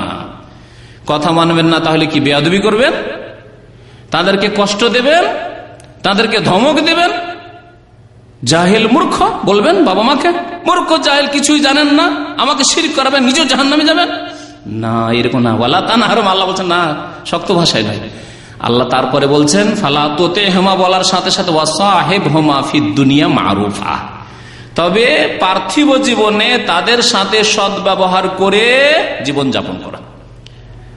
তাদেরকে খেতে দাও, তাদেরকে পানি দাও, তাদের খেদমত করো, তাদের চিকিৎসা দাও, তাদের বাসস্থান দাও, তাদের খোঁজ খবর নাও, তাদেরকে টেলিফোন করো, কেমন আছেন, ভালো আছেন, যদিও কবরে সিজদা করে। আল্লাহ পাকের সবচেয়ে বড় হারাম পাপ শিরক করা মাতা পিতার সাথে। আল্লাহ যদিও হিন্দু মুশরিক ইহুদি খ্রিস্টান হোক না কেন, আল্লাহ বলছেন তাদের সাথে সদ আচরণ করো। সাহেবহুমা ফিদ দুনিয়া মারুফা। তাহলে আব্বা আম্মা যদি চুরি করতে বলে, অনেক সময় গ্রাম্য ঝগড়া বিবাদ থাকে, আব্বা আম্মা আক্রোশ হয়ে গেছে, ওকে মেরে আয়, যাওয়ার বাড়ি ডাকাতি ফেল, এইসব বলে, কি করবেন? আল্লাহ বলছেন ফালা তুতি'হুমা, কথা শুনিও না, কিন্তু না, তাদের সাথে ভালো আচরণ করো, বুঝাবার চেষ্টা করো, না বুঝলে চুপ হয়ে যাও তাদের সামনে, কিন্তু ভালো আচরণ অবশ্যই করো। সাহাবায়ে কেরামের জামানায় এরকম কয়েকটা ঘটনা ঘটেছে। আসমা রাদিয়াল্লাহু তাআলা, আসমা বিনতে আবি বকর, আবু বকর রাদিয়াল্লাহু তাআলা সিদ্দিক, তার মেয়ে আসমা, তার মা মুসলমান হয়নি। নবী করিম সাল্লাল্লাহু আলাইহি ওয়াসাল্লামের কাছে এসে জিজ্ঞাসা করেন আসমা রাদিয়াল্লাহু, ইয়া রাসূলুল্লাহ, আমার আম্মা মুসলমান হয়নি, মুশরিকা ওয়াহিয়া রাগিমা, আর খুব কট্টর শক্ত হয়ে আছে। আফা আসেলোহা, তাহলে ওর সাথে কি সৎ ব্যবহার করবো, সেলা রহমি করবো, খোঁজ খবর নেবো, না একেবারে বাদ দেব? নবী করিম সাল্লাল্লাহু আলাইহি ওয়াসাল্লাম বললেন যে সেলিহা, তার সাথে সৎ ব্যবহার করো, সদাচরণ করো। মুশরিক হলেও, পৌত্তলিক হলেও আপনার সদাচরণের হক রাখে মাতা পিতা। তাহলে অন্যান্য পাপ যদি থাকে, অনেক যুবক ভাইরা রয়েছে এখানে, আল্লাহ পাকে সে হেদায়েত করছেন, মাতা পিতা হয়তো অনেকে নামাজ পড়ে না, অথবা হারাম খায়, সুদ খায়, ঘুষ খায়, এরকম বহু হারাম কাজ করে, ফিল্ম দেখে। তাহলে তাদের সাথে ভালো আচরণ করেন, কিন্তু পাপের জন্য সহযোগিতা করবেন না। তাদের হাট বাজার জায়েজ, হাট বাজার করে এনে দেবেন। আর যদি বলেন যে ফিল্মের সিডিগুলো নিয়ে আসি, হ্যাঁ, বাপ বেটা ছেলে মেয়ে নিয়ে অনেকে একসাথে বসে দেখে, নিয়ে আসি, দেবেন না, এই কাজটা আমি করতে পারবো না। এই বাজারটি ছাড়া বাকি বাজার যা বলার বলেন, জায়েজ বাজারও বলেন। তাদের আনুগত্য করতে হবে, যদিও মুশরিক হোক না কেন,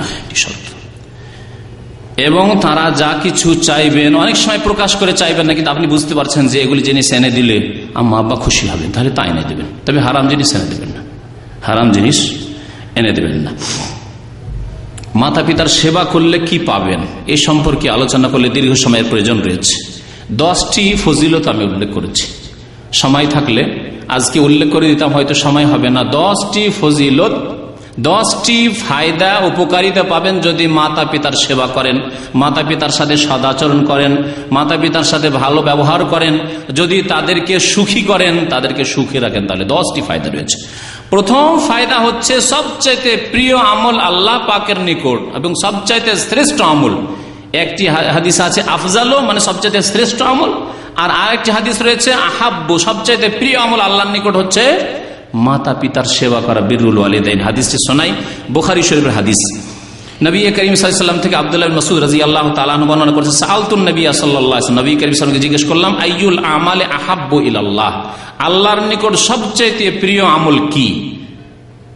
জবাব বলতে পারেন, নবী করিম সাল্লাল্লাহু আলাইহি ওয়াসাল্লাম প্রথম আমল বলেছেন আল্লাহর হকের ক্ষেত্রে, মানুষের হকের কথা বলেননি। যেমন কোরআনে কারিমে আল্লাহ প্রথম নিজের হকের কথা বলেছেন, কারণ সেই জন্য আল্লাহ পাক সৃষ্টি করেছে ইবাদত বন্দেগীর জন্য। এই হাদিসে আল্লাহ পাক প্রথম তার হকের কথা উল্লেখ করেছেন, আর তারপরে মানুষের হকের কথা উল্লেখ করেছেন। প্রথম উল্লেখ করেছেন আস-সালাতু লিওয়াক্তিহা বা আস-সালাতু আলা ওয়াক্তিহা, নামাজকে আউয়াল ওয়াক্তে পড়া। নামাজ প্রথম ওয়াক্তে, যেমনই নামাজের সময় হয়ে গেছে তেমনই নামাজ পড়া, নামাজ বিলম্ব করা নাই। জোহরের নামাজ সময় হয়ে গেছে 12:30 যখনই সময় হোক, আর আপনি পড়ছেন 1:30 2টোই, জামাত ছুটে গেল, পড়লেন নামাজ কিন্তু এরকম করে। আসরের নামাজ পড়লেন 5টায় 4:30 না, আউয়াল ওয়াক্তে নামাজ পড়া।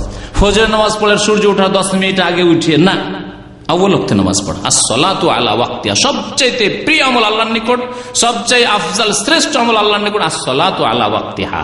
নবী করিম সাল্লাল্লাহু আলাইহি ওয়াসাল্লাম বলেছেন। 2 নম্বরে জিজ্ঞাসা করছেন সাহাবী আব্দুল্লাহ রাদিয়াল্লাহু তাআলা, সুম্মা আইয়ু, তারপরে কোন আমল? বলছেন সুম্মা বিররুল ওয়ালিদাইন, তারপরে মাতা পিতার সাথে সদ্ব্যবহার করা। মাতা পিতার সাথে সদ্ব্যবহার, আল্লাহর হক হয়ে গেল নামাজ। আপনার অন্তরে ঈমান আছে, ইসলাম আছে, এর বহিঃপ্রকাশ হচ্ছে 5 ওয়াক্ত নামাজ পড়া। এটি হচ্ছে আল্লাহর ইবাদতের প্রথম বিষয় হচ্ছে নামাজ। এই জন্য আল্লাহ প্রথম কাল কিয়ামতে মুসলিম মুমিন যে নিজেকে বলবে যে আমি লা ইলাহা ইল্লাল্লাহ পড়া মানুষ, আল্লাহ প্রথম জিজ্ঞাসা করবেন নামাজ সম্পর্কে। বিররুল ওয়ালিদাইন সবচেয়ে প্রিয় আমল। তারপরে সুম্মা কাল সুম্মা আইয়ু, তারপরে কোন আমল? বলে আল জিহাদু ফি সাবিলিল্লাহ, আল্লাহর রাস্তায় জিহাদ করা 3 নম্বরই। তাহলে আল্লাহর রাস্তায় জিহাদ করতে গিয়ে যারা শহীদ হয়ে যায়, জিহাদ করতে গিয়ে যারা ফিরে আসে, তারা গাজী হয়ে আসে, তাদের চাইতে বেশি ফজিলত রয়েছে ওই ব্যক্তির যে ব্যক্তি মাতা পিতার সাথে সদ্ব্যবহার করে। মাতা পিতার সাথে সদ্ব্যবহার করলে জান্নাতে যাওয়া যায়। আর সমস্ত ইবাদত বন্দেগীর উদ্দেশ্য হচ্ছে জান্নাতে যাওয়া।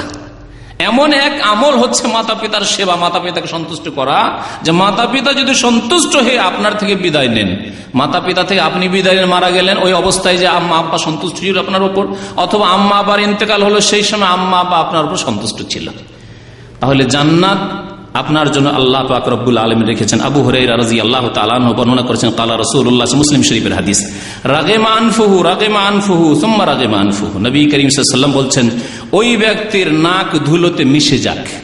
আরবদের একটি ভাষা ছিল, অর্থাৎ ধ্বংস হোক, ধূলিসাৎ হোক ওই ব্যক্তি, ধ্বংস হোক ওই ব্যক্তি, ধ্বংস হোক ওই ব্যক্তি। কিলা মান ইয়া রাসূলুল্লাহ, জিজ্ঞাসা করলেন সাহাবারা যে কে ধ্বংস হোক, কার নাক ধুলিতে মিশে যাক? বললেন রাসূলুল্লাহ, মান আতরাকা ওয়ালিদাই ইনদাল কিবার আও আহাদাহুমা আও কিলাইহিমা, যেই ব্যক্তি তার মাতা পিতাকে অথবা তাদের একজনকে, দুইজনকে বার্ধক্য পেয়ে গেল, বৃদ্ধ অবস্থায় পেয়ে গেল, সুযোগ পেয়ে গেল। আল্লাহ পাক বৃদ্ধ অবস্থায় আপনাকে মাতা পিতার সেবা করার তৌফিক দিয়েছেন, টাকা পয়সা আল্লাহ পাক দিয়েছেন, টাকা পয়সা দিয়ে খেদমত করছেন, চিকিৎসা দিচ্ছেন, খাবার দিচ্ছেন, বাড়িঘর দিয়েছেন, সুন্দর বাড়িঘর, খড়ের বাড়িতে বাস করতে আলহামদুলিল্লাহ, আম্মা আব্বাকে ভালো বাড়িঘর তৈরি করে দিলেন, ভালো বিছানার ব্যবস্থা দিলেন, ভালো খাওয়া দাওয়ার ব্যবস্থা দিলেন, বা কাছে থাকলেন, দৈহিক শারীরিক আপনি সেবা খেদমত করলেন করে, যদি সুম্মা লাম ইয়াদখুলিল জান্নাহ, তারপরে জান্নাতে যেতে পারলো না, যদি জান্নাতে না যেতে পারে তাহলে সেই ব্যক্তি ধ্বংস হোক, ধ্বংস হোক, ধ্বংস হোক, নবী করিম সাল্লাল্লাহু আলাইহি ওয়াসাল্লাম বললেন। তাহলে বোঝা গেল যে যেই ব্যক্তি মাতা পিতার সেবা করবে, মাতা পিতাকে সন্তুষ্ট রাখবে, সেই ব্যক্তি জান্নাতে যাবে। তাহলে মাতা পিতার খেদমতের একটি ফজিলত হচ্ছে, জান্নাত যাওয়ার মাধ্যম উপায় হচ্ছে মাতা পিতাকে সন্তুষ্ট রাখা। নবী করিম সাল্লাল্লাহু আলাইহি ওয়াসাল্লাম আর একটি হাদিসে রয়েছে যে এক সাহাবী মুআবিয়া ইবনে জাহিমা বলছেন যে আমার আব্বা জাহিমা বলছেন যে আতাইতু রাসূলুল্লাহ সাল্লাল্লাহু আলাইহি ওয়াসাল্লাম, আল্লাহ রাসূল সাল্লাল্লাহু আলাইহি ওয়াসাল্লামের কাছে আসলাম, আস্তাশিরুহু ফিল জিহাদ, আল্লাহ নবীর জামানায় জিহাদ ছিল, মুসলমানরা বিভিন্ন দেশে জিহাদ করতে যেত আল্লাহর দ্বীন প্রচার করার জন্য, পরামর্শ নেওয়ার জন্য যে ইয়া রাসূলুল্লাহ আমি জিহাদে যেতে চাই। ফাকালান নবী সাল্লাল্লাহু আলাইহি ওয়াসাল্লাম, নবী করিম সাল্লাল্লাহু আলাইহি ওয়াসাল্লাম বললেন যে আলাকা ওয়ালিদানে, তোমার মাতা পিতা আছে? জিজ্ঞাসা করলেন রাসূলুল্লাহ সাল্লাল্লাহু আলাইহি ওয়াসাল্লাম, জিহাদে যাবে, ইসলামের খেদমত হবে, ইসলাম প্রচার করে পাঠিয়ে দিই, এইরকম কাজ করলেন না। আজকালকার জামানার রাজনৈতিক দলগুলির মতো না যে যাক আমাদের দলে এসেছে, কাজ হয়ে গেছে, দল একটু ভারী হয়েছে, আরে যা করবে করুক, যা করবে চুরি বাটমারি যাই করবে করুক, কিন্তু দল তো ভারী হয়েছে। আল্লাহকে ওয়ালিদান, তোমার মাতা পিতা আছে? কুলতু নাম, ওই সাহাবী বলছেন যে হ্যাঁ ইয়া রাসূলুল্লাহ। কালা ইলজামহুমা, মাতা পিতা আছে, তাহলে যাও তাদের কাছে যাও, তাদের কাছে যাও। ফাইনাল জান্নাতা তাহতা আরজুলিহিমা, কারণ জান্নাত তাদের পায়ের নিচে রয়েছে, সুতরাং তাদের কাছ থেকে জান্নাত হাসিল করার চেষ্টা করো। আরেকটি হাদিস হলো ফাফিহিমা ফাজাহিদ, যাও মাতা পিতার খেদমতে জিহাদ করো। আল্লাহর দুশ্মনদের বিরুদ্ধে জেহাদ না করতে গিয়ে মাতা পিতার খেদমতের ক্ষেত্রে জেহাদ করো, যাও ওখানে জেহাদ করো, বাড়িতে জেহাদ করো। তাহলে বাড়িতে জেহাদ রয়েছে। আর আগের হাদিসে জানলে জেহাদের চাইতে বেশি ফজিলত রয়েছে মাতা পিতার সেবার। হাদিসটি তাবারানীতে রয়েছে। আরেকটি হাদিস আদাবুল মুফরাদে রয়েছে, আল্লামা আলবানী রহমতুল্লাহ হাদিসটিকে সহিহ বলেছেন। ওই হাদিসটিতে আছে যে একটি লোক গুনাহ করেছে, গুনার কথা উল্লেখ নাই, কিন্তু গুনাহ করেছে, যে কোনো কাবিরা গুনাহ করেছে। সে গুনাহ করার পরে বড় লজ্জিত হয়েছে, হওয়ার পরে বলছে ফাসাবতু যুনুবাল্লাহ আরাহা ইল্লা মিনাল কাবায়ের, আমি এমন গুনাহ করেছি যে গুনাহগুলি কাবিরা গুনাহ। ফাযাকারতু যালিকা লিইবনে ওমর, তাবেই ছিল সেই লোকটি, আব্দুল্লাহ বিন ওমর রাদিয়াল্লাহু তাআলা আনহুমা, প্রখ্যাত সাহাবী। তার সামনে এসে উল্লেখ করলো যে আমি তো বড় পাপী, কাবিরা গুনাহ করেছি, কি করব আমি, কি করে আমার মাফ হবে? কালামা ইয়াকুলতু কাযা ওয়া কাযা, গুনাহগুলি উল্লেখ করলে এখানে হাদিসে উল্লেখ করা হয়নি। আর আসল হচ্ছে মানুষের গুনাহকে লুকিয়ে রাখা, মানুষের গুনাহকে লুকিয়ে রেখে তওবা করতে বলা। সুতরাং কোন আলেমের সামনে কেউ যদি পরামর্শ নিতে আসে আমি কিছু গুনাহ করেছি তওবা করতে চাই, খবরদার কেউ জিজ্ঞাসা করবেন না, অথবা কোনো জ্ঞানী ব্যক্তির কাছে কি গুনাহ করেছো তুমি, মদ খেয়েছো, জেনা করেছো, না চুরি করেছো, না ডাকাতি করেছো, না কারো ফল পেড়ে খেয়েছো, ওসব জিজ্ঞাসা করার দরকার নেই। আসল ইসলাম হচ্ছে যে গুনাহকে ঢেকে রাখা, আল্লাহ পাক ঢেকে রেখেছেন, সুতরাং বান্দাও ঢেকে রাখবে, প্রকাশ করবেন আল্লাহর সামনে। আল্লাহ তুমি তো জানছো, লুকিয়ে রেখেও তো লুকিয়ে রাখতে পারবে না, আল্লাহ তুমি জানছো, আল্লাহ তুমি মাফ করে দাও। মানুষের সামনে গুনাহ উল্লেখ করবে না। তারপরে তিনি বললেন যে দেখো আল্লাহ পাক রব্বুল আলামিনের রাসূল সাল্লাল্লাহু আলাইহি ওয়াসাল্লাম 9টি গুনাহকে খুব বড় বড় কাবিরা গুনাহ উল্লেখ করেছেন, তোমার গুনাহ এত বড় নয়, সুতরাং এক কাজ করো, যাও তুমি এক কাজ করো, তোমার মাতা পিতা আছে। কাল আলী ইবনে ওমর আতাফরাকু মিনান নার ওয়া তুহিব্বু আন তাদখুলাল জান্নাহ, তোমাকে জাহান্নাম বলে ভয় লাগে, জাহান্নামের আগুন বলে ভয় লাগে? গুনাহ থেকে যখন ভয় করছো, জাহান্নাম থেকে ভয় লাগে, এবং তুমি জান্নাতে যেতে চাও? বলতো ই আল্লাহ, ই আল্লাহ, আল্লাহর কসম করে বলছি যে আমাকে জাহান্নাম বলে খুব ভয় লাগছে, আমি এত গুনাহ করেছি, মনে হয় জাহান্নামে চলে যাও, আর বাঁচতে পারবো না, আর জান্নাত হয়তো পাবো না।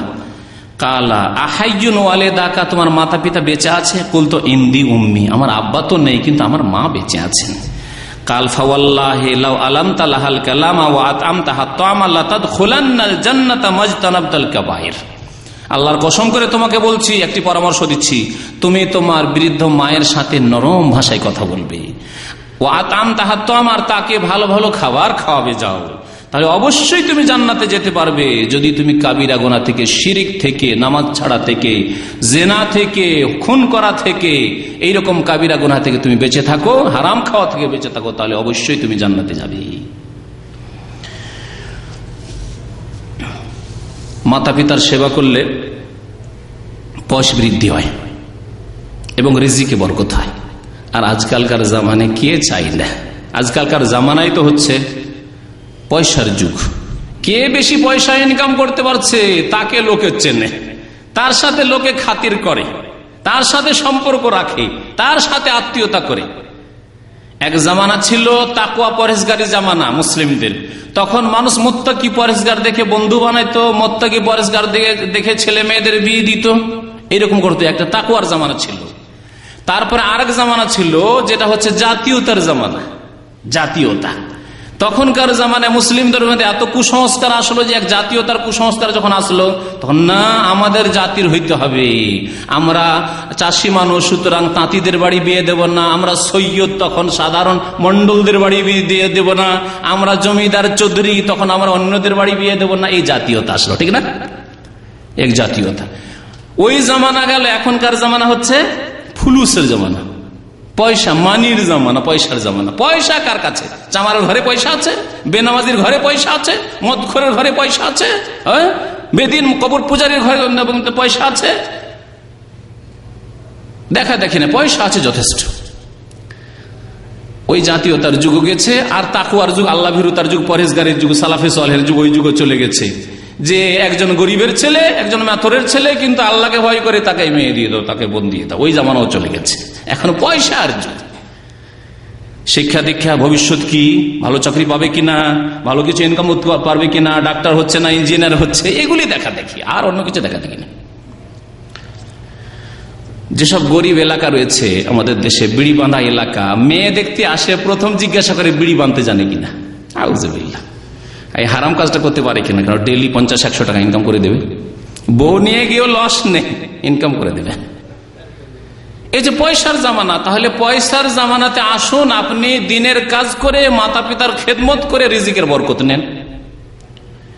নবী করিম সাল্লাল্লাহু আলাইহি ওয়াসাল্লামের এই ক্ষেত্রে দুইটি হাদিস রয়েছে। একটি হাদিস তিরমিজিতে রয়েছে, ইমাম তিরমিজি হাদিসটিকে হাসান বলেছেন। সালমান ফারসি রাদিয়াল্লাহু তাআলা আনহু বর্ণনা করেছেন, কালা রাসূলুল্লাহ লা ইয়ারুদ্দুল কাযা ইল্লা দুআ, তকদির বদলে না, পরিবর্তন হয় না, তবে দুআতে তকদির বদলিয়ে যায়। দুআতে তকদির পরিবর্তন হয়ে যায়। তাহলে যদি আপনি দোয়া করেন যে আল্লাহ আমি মরতে চাই না, হবে? কেউ যদি আল্লাহ তুমি আমাকে মারিও না, আমি চিরকাল থাকতে চাই, তো হবে? বরং এই দোয়া করা হারাম। কারণ এই দোয়া আল্লাহ পাক রব্বুল আলামিনের নীতির সুন্নতের নীতিমালার বিরোধী। আম্বিয়া রাসূলের থেকে বাস্তব কুল্লু মান আলাইহা ফান ওয়া ইয়াবকা ওয়াজহু রাব্বিকা যুল জালালি ওয়াল ইকরাম। তবে আপনি আল্লাহর কাছে দোয়া করতে পারেন, আল্লাহ আমার বয়স বৃদ্ধি করো নেকির সাথে। বয়স বৃদ্ধি করে লাভই কি যদি নেকি না থাকে, নামাজ না থাকে? সুতরাং বয়স বৃদ্ধি শুধু করার দোয়া করা ঠিক নাই। আল্লাহ তুমি নেকির অবস্থা আমার বয়স বৃদ্ধি করো, আমার বয়সে বরকত দাও, আমার শরীরে বরকত দাও, আমার কাজকর্মে বরকত দাও, আমার রিজিকে বরকত দাও। এইভাবে বরকতের দোয়া করেন আপনি। তাহলে দুয়াতে তকদির পরিবর্তন হয়, দুর্ঘটনা দূরে সরে যায় দোয়া করলে।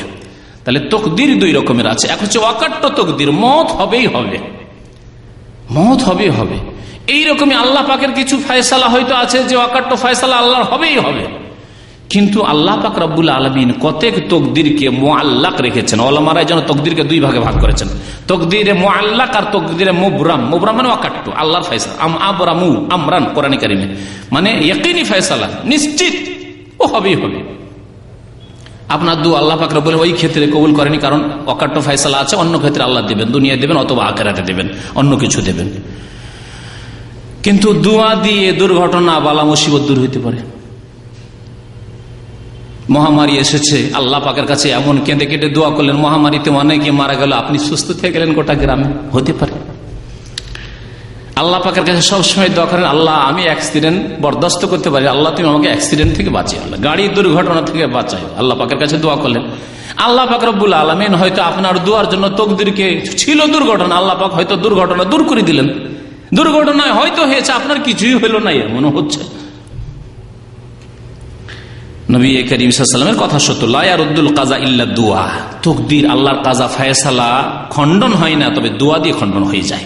ওয়ালা ইয়াজিদু ফিল উমরি ইল্লাল বির, এবং বয়স বৃদ্ধি হয় না, তবে বীর সদাচরণ করলে, মাতা পিতার সেবা করলে, মাতা পিতার সাথে সদ্ব্যবহার করলে বয়স বৃদ্ধি হয়ে যায়। ওয়ালা ইয়াজিদুল উমরা ইল্লাল বির, মাতা পিতার সেবা করলে বয়স বৃদ্ধি হবে, বয়সে বরকত হবে। অনেক সময় বাহ্যিক বয়স বৃদ্ধি হয়ে যায়, আল্লাহ পাক হয়তো ফয়সালায় তার রেখেছেন এই লোকটি যদি মাতা পিতার অনুগত হয়, মাতা পিতার সেবা করে, তাহলে এর বয়স হচ্ছে 80 বছর এবং সুস্থ থাকবে।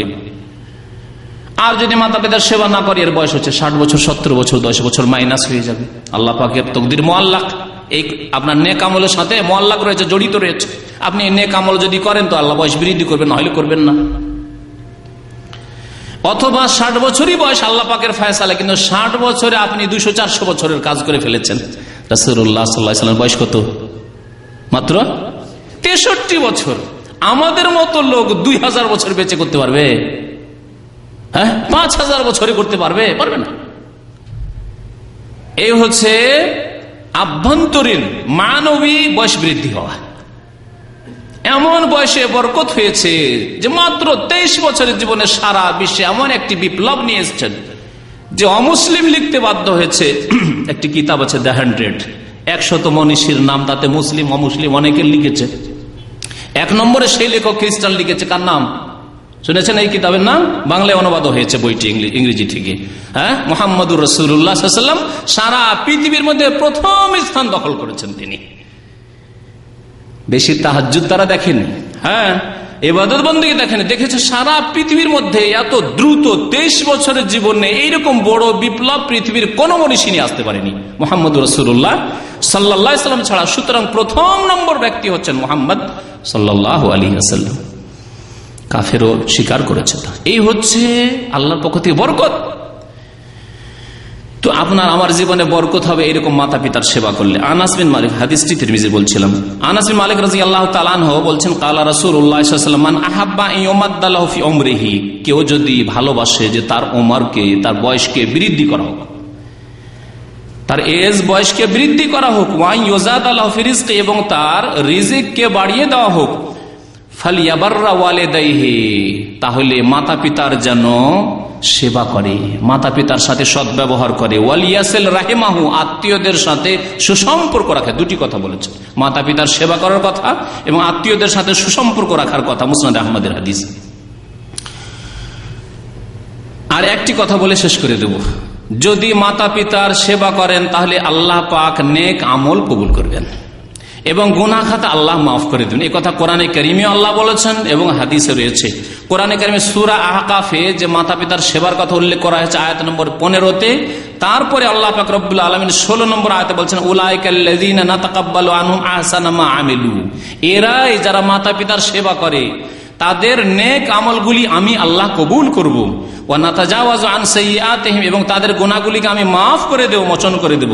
ফি আসহাবিল জান্নাহ, এবং এরাই জান্নাতের অধিকারী হবে, জান্নাতবাসী হবে। তাহলে আল্লাহ পাক কবুল করবেন আমল, আর কি করবেন বললেন? গুনাহ খাতা আল্লাহ মাফ করে দিবেন, জান্নাতি বানাবেন। ওয়াদা সিদক, হচ্ছে সত্য ওয়াদা আল্লাহ পাক রব্বুল আলামিন আল্লাযী কানু ইউআদুন, এই ওয়াদা তাদের সাথে করা হয়েছে। ইবনে ওমর রাদিয়াল্লাহু তাআলা বর্ণনা করেছেন, একজন লোক নবী সাল্লাল্লাহু আলাইহি ওয়াসাল্লামের দরবারে আসলে এসে বলে, ইয়া রাসূলুল্লাহ ইন্নী আসাবতু যামবান আযীমান, আমি একটি খুব বড় গুনাহ করেছি, খুব বড় পাপ করেছি। ফাহাল মিন তওবা, আমার কি তওবা কবুল হবে? নবী করিম সাল্লাল্লাহু আলাইহি সাল্লাম বললেন না যে কি গুনাহ করেছো, না, এই তরিকা নয় ইসলামের তরিকা। বললেন হাল্লাকা মিন উম্মিন, তোমার আম্মা আছে? কাল আল্লাহ, আম্মা মারা গেছে, আম্মাকে হারিয়ে দিয়েছি ইয়া রাসূলুল্লাহ, তিনি ইন্তেকাল করেছেন। কাল হাল্লাকা মিন খালা, তাহলে তোমার খালা আছে? খালা আছে। বলছেন কালার নাম, খালা আছে। নবী করিম সাল্লাল্লাহু আলাইহি ওয়াসাল্লাম বলেন ফাবিররাহা, তাহলে খালার সাথে সদ্ব্যবহার করো, খালার খেদমত করো, খালার সাথে ভালো আচরণ করো, খালার সেবা করো। নবী করিম সাল্লাল্লাহু আলাইহি ওয়াসাল্লাম আরেকটি হাদিস রয়েছে আল খালাতু বিমানজিলাতিল উম, খালা হচ্ছে মায়ের মর্যাদায়। সুতরাং কারো যদি মা না থাকে আর গুনাহ খাতা আল্লাহর কাছে মাফ নিতে হয়, জান্নাত পেতে হয়, তাহলে খালার সেবা করবে। আজকালকার যুবকরা খালার সাথে যোগাযোগই রাখে না, খালা তো ভাইয়ের সাথে বন্ধুত্ব থাকে, খালার খোঁজ নেই রে। হ্যাঁ, বন্ধু খালা তো ভাইদের সাথে ঘোরাফেরা করে, খালার খোঁজ নেবেন, খালা কেমন আছেন, ভালো আছেন, কিছু লাগবে খোঁজ খবর নেই। এ হচ্ছে আজকাল অনেক যুবকদের অবস্থা। আল্লাহ পাক যেন আমাদেরকে নেক আমলের তৌফিক দান করেন। সময় শেষ হয়ে যাচ্ছে, সেই জন্য ছেড়ে দিলাম। 5টি বা 4টি উল্লেখ করা হলো, বাকি ফজিলতগুলি ইনশাআল্লাহ তাআলা আগামী সপ্তাহে, এবং মাতা পিতার সেবা না করলে কি আযাব রয়েছে আগামী সপ্তাহে আল্লাহ পাক যদি সহিহ সালামত রাখে বর্ণনা করব। আল্লাহ পাক যেন আমাদেরকে আমল করার তৌফিক দান করেন। আল্লাহ পাক আমাদেরকে কোরআন এবং হাদিসের যেন জ্ঞান দান করেন এবং তার মোতাবেক চলার যেন তৌফিক দান করেন। আল্লাহ পাক আমাদেরকে যেন তার সুন্দরভাবে ইবাদত বন্দেগীর তৌফিক দান করেন। আল্লাহ পাক যেন মাতা পিতার সেবা করার জন্য আল্লাহ সুযোগ দান করেন। আল্লাহ পাক যেন আমাদেরকে তৌফিক দান করেন। আল্লাহ পাক আমাদেরকে যেন সৎ নিয়ত দান করেন। আল্লাহ পাক আমাদেরকে অতীতের ভুল ত্রুটি সংশোধন করার জন্য তৌফিক দান করেন। আমিন। সাল্লাল্লাহু আলা নবিয়িনা মুহাম্মদ ওয়া আলা আলিহি ওয়া সাহবিহি আজমাইন। প্রশ্ন করছেন যে তার মা মারা গেছে, এখন মার জন্য গুনাহ মাফের জন্য দোয়া করা যাবে? যারা আত্মহত্যা করে, প্রশ্ন হচ্ছে যে এক ভাইয়ের আম্মা বিষ পান করে মারা গেছে, তার জন্য দোয়া করা যাবে কিনা? নবী করিম সাল্লাল্লাহু আলাইহি ওয়াসাল্লাম মুশরিক ছাড়া যে কোনো পাপের জন্য দোয়া করার অনুমতি দিয়েছেন। কোরআন কারীমে শুধু মুশরিকের জন্য দোয়া করা নিষেধ করা হয়েছে। যদি শিরকের অবস্থায় মারা যায়, শিরকের অবস্থায় এখনো বেঁচে আছে, তার হেদায়েতের জন্য দোয়া করা যাবে। মা কানা লিন-নবী ওয়াল্লাযীনা আমানু ইস্তাগফিরু লিল-মুশরিকিন ওয়ালাউ কানু উলি কুরবা মিন বাদি মা তাবায়্যানা লাহুম আন্নাহুম আসহাবুল জাহিম, জাহান্নামে চলে গেছে, মানে শিরকের অবস্থায় মারা গেছে। এইরকম যদি হয় তাহলে মুশরিকের জন্য দোয়া করা যাবে না। কাফের, মুশরিক এদের জন্য দোয়া করা যাবে না। বাকি যে কোনো পাপীর জন্য দোয়া করা যাবে, কারণ তাদের মধ্যে ফাসিকি গুনাহ রয়েছে। আল্লাহ পাক গফুরুর রহিম, ইন্নাল্লাহা লা ইয়াগফিরু আন ইউশরাকা বিহি ওয়া ইয়াগফিরু মা দুনা যালিকা লিমান ইয়াশা। আল্লাহ পাক শিরকের গুনাহ মাফ করবেন না, শিরক ছাড়া যে কোনো গুনাহ আল্লাহ যাকে চান মাফ করতে পারেন। সুতরাং আত্মহত্যার গুনাহ ক্ষমা হতে পারে যদি তার তো আর সময় নেই, সে তো আত্মহত্যা করে। আত্মহত্যার পাপ এমন পাপ, অন্য পাপ করে হয়তো দুনিয়াতে থেকে নিজে তওবা করার সুযোগ আসে, কিন্তু আত্মহত্যার পর এই সুযোগ আসে না। আত্মহত্যার বক্তব্যে আমি গত বছরই আলোচনা করেছি একটা পয়েন্ট, অন্য পাপ চুরি করেও হয়তো একটা সুযোগ আছে, আল্লাহ মাফ করে দাও। হ্যাঁ, খুন করেও সুযোগ, আল্লাহ আমি অন্যকে খুন করেছি, আল্লাহ তুমি মাফ করে দাও, তওবা করার সুযোগ আছে, কিন্তু আত্মহত্যা করে শেষ, আর সুযোগ নেই। সুতরাং এই ক্ষেত্রে ছেলে মেয়েদের দায়িত্ব হচ্ছে, আত্মীয় স্বজনদের দায়িত্ব হচ্ছে যে যারা আত্মহত্যা করে মারা গেছে তাদের জন্য দোয়া করা হতে পারে, আল্লাহ পাক মাফ করে দেবেন। একটি হাদিস রয়েছে মুসনাদ আহমদে, হাদিসটি মনে পড়ে গেল এই মাতা পিতার সেবার ক্ষেত্রে, যে কবরের জীবনে অনেক সময় দেখা যায় আযাব হালকা হয়ে যাচ্ছে, তখন ওই মাইয়াত জিজ্ঞাসা করে, মাইয়াতের রূহ জিজ্ঞাসা করে আল্লাহ পাকে ফেরেশতাদেরকে যে আমার আযাব কি করে হালকা হইলো, এত আযাব হচ্ছিল আমাকে হালকা কি করে হইলো? তখন ফেরেশতারা বলে যে তোমার ছেলে মেয়ে বা তোমার আত্মীয় স্বজনরা তোমার জন্য দোয়া করেছে, ইস্তেগফার করেছে, সেই জন্য আল্লাহ তোমার গুনাহ মাফ করে দিয়েছে। তাহলে আত্মহত্যা করে যারা মারা গেছে তাদের ছেলে মেয়ে আত্মীয় স্বজন যদি দোয়া করে তো আল্লাহ পাক গুনাহ খাতা মাফ করে দিতে পারেন। জি, পিতা মাতাকে কদম বসি করা যাবে? পিতা মাতার কদম বসিয়ে না করে যদি নবী সাল্লাল্লাহু আলাইহি ওয়াসাল্লাম যা করেছেন করতে বলেছেন তা করতে বলি তো আপনার বাধা কোথায়? এত কেন পীড়াপিড়ি? মুশকিলটা এটি। নবী করিম সাল্লাল্লাহু আলাইহি ওয়াসাল্লাম শিখিয়েছেন সালাম, আসসালামু আলাইকুম ওয়া রাহমাতুল্লাহি ওয়া বারাকাতুহু। নবী সাল্লাল্লাহু আলাইহি ওয়াসাল্লাম শিখিয়েছেন মুসাফাহা, হাতে হাত মিলিয়ে। নবী করিম সাল্লাল্লাহু আলাইহি ওয়াসাল্লাম শিখিয়েছেন মুআনাকা, কোলাকুলি। নবী করিম সাল্লাল্লাহু আলাইহি ওয়াসাল্লাম শিখিয়েছেন কপালে মাথায় চুমন দেওয়া, পায়ে চুমন দেওয়া শিখাননি। কোন একটি সহিহ হাদিস পায়ে চুমন দেওয়া নেই। সুতরাং এই পায়ে চুমন দেওয়া, কদম বুসি, এটি এসছে হিন্দুদের থেকে। মুসলিমরা কদম বুসি বলে, ফার্সি ভাষায় কদম মানে পা, আর বুসি বসা দেওয়া মানে ফার্সি ভাষায় ওইটা চুমন দেওয়া। আর হিন্দুরা ওইটিকে বলে পায়ের ধুলি নেওয়া। হিন্দুদের সভ্যতা, বিয়ে শাদিতে নতুন বউরা আসে, ওরা বলে পায়ের ধুলি নিতে হবে। একই কথায় ভাষা শুধু পৃথক করে দেওয়া হয়েছে। হিন্দু সভ্যতা থেকে এটি এসছে। সুতরাং আল্লাহর রাস্তায় ছেড়ে দেবেন। সালাম করলেন, মুসাফা করলেন, তা দিয়ে হচ্ছেন আমার আব্বার আরো কিছু করে মুআনাকা করলেন, মুআনাকা করে আমার আব্বার কপালে চুমন দেবো, মায়ের কপালে চুমন দেবো, মাথায় চুমন দেবো, এগুলি সব সুন্নাত দ্বারা প্রমাণিত রয়েছে। নবী সাল্লাল্লাহু আলাইহি ওয়াসাল্লামের সাহাবায়ে কেরামরা কপালে মাথায় চুমন দিতেন, তাই করবেন।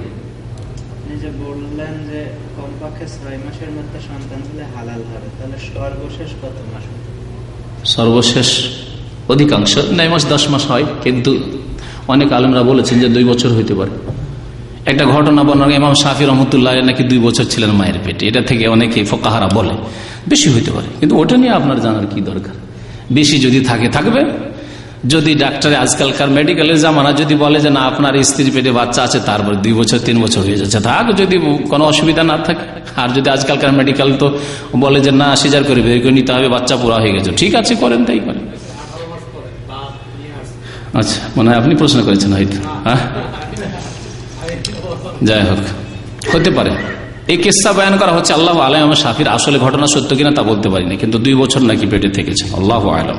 জি, রাসূলুল্লাহ সাল্লাল্লাহু আলাইহি ওয়াসাল্লাম মুসাফা করতেন এক হাতে, তাহা কি সত্য? এক হাতে মুসাফাই সুন্নত, এক হাতে মুসাফাই সহিহ সুন্নত। জি, 1 1 2 হাত। জি।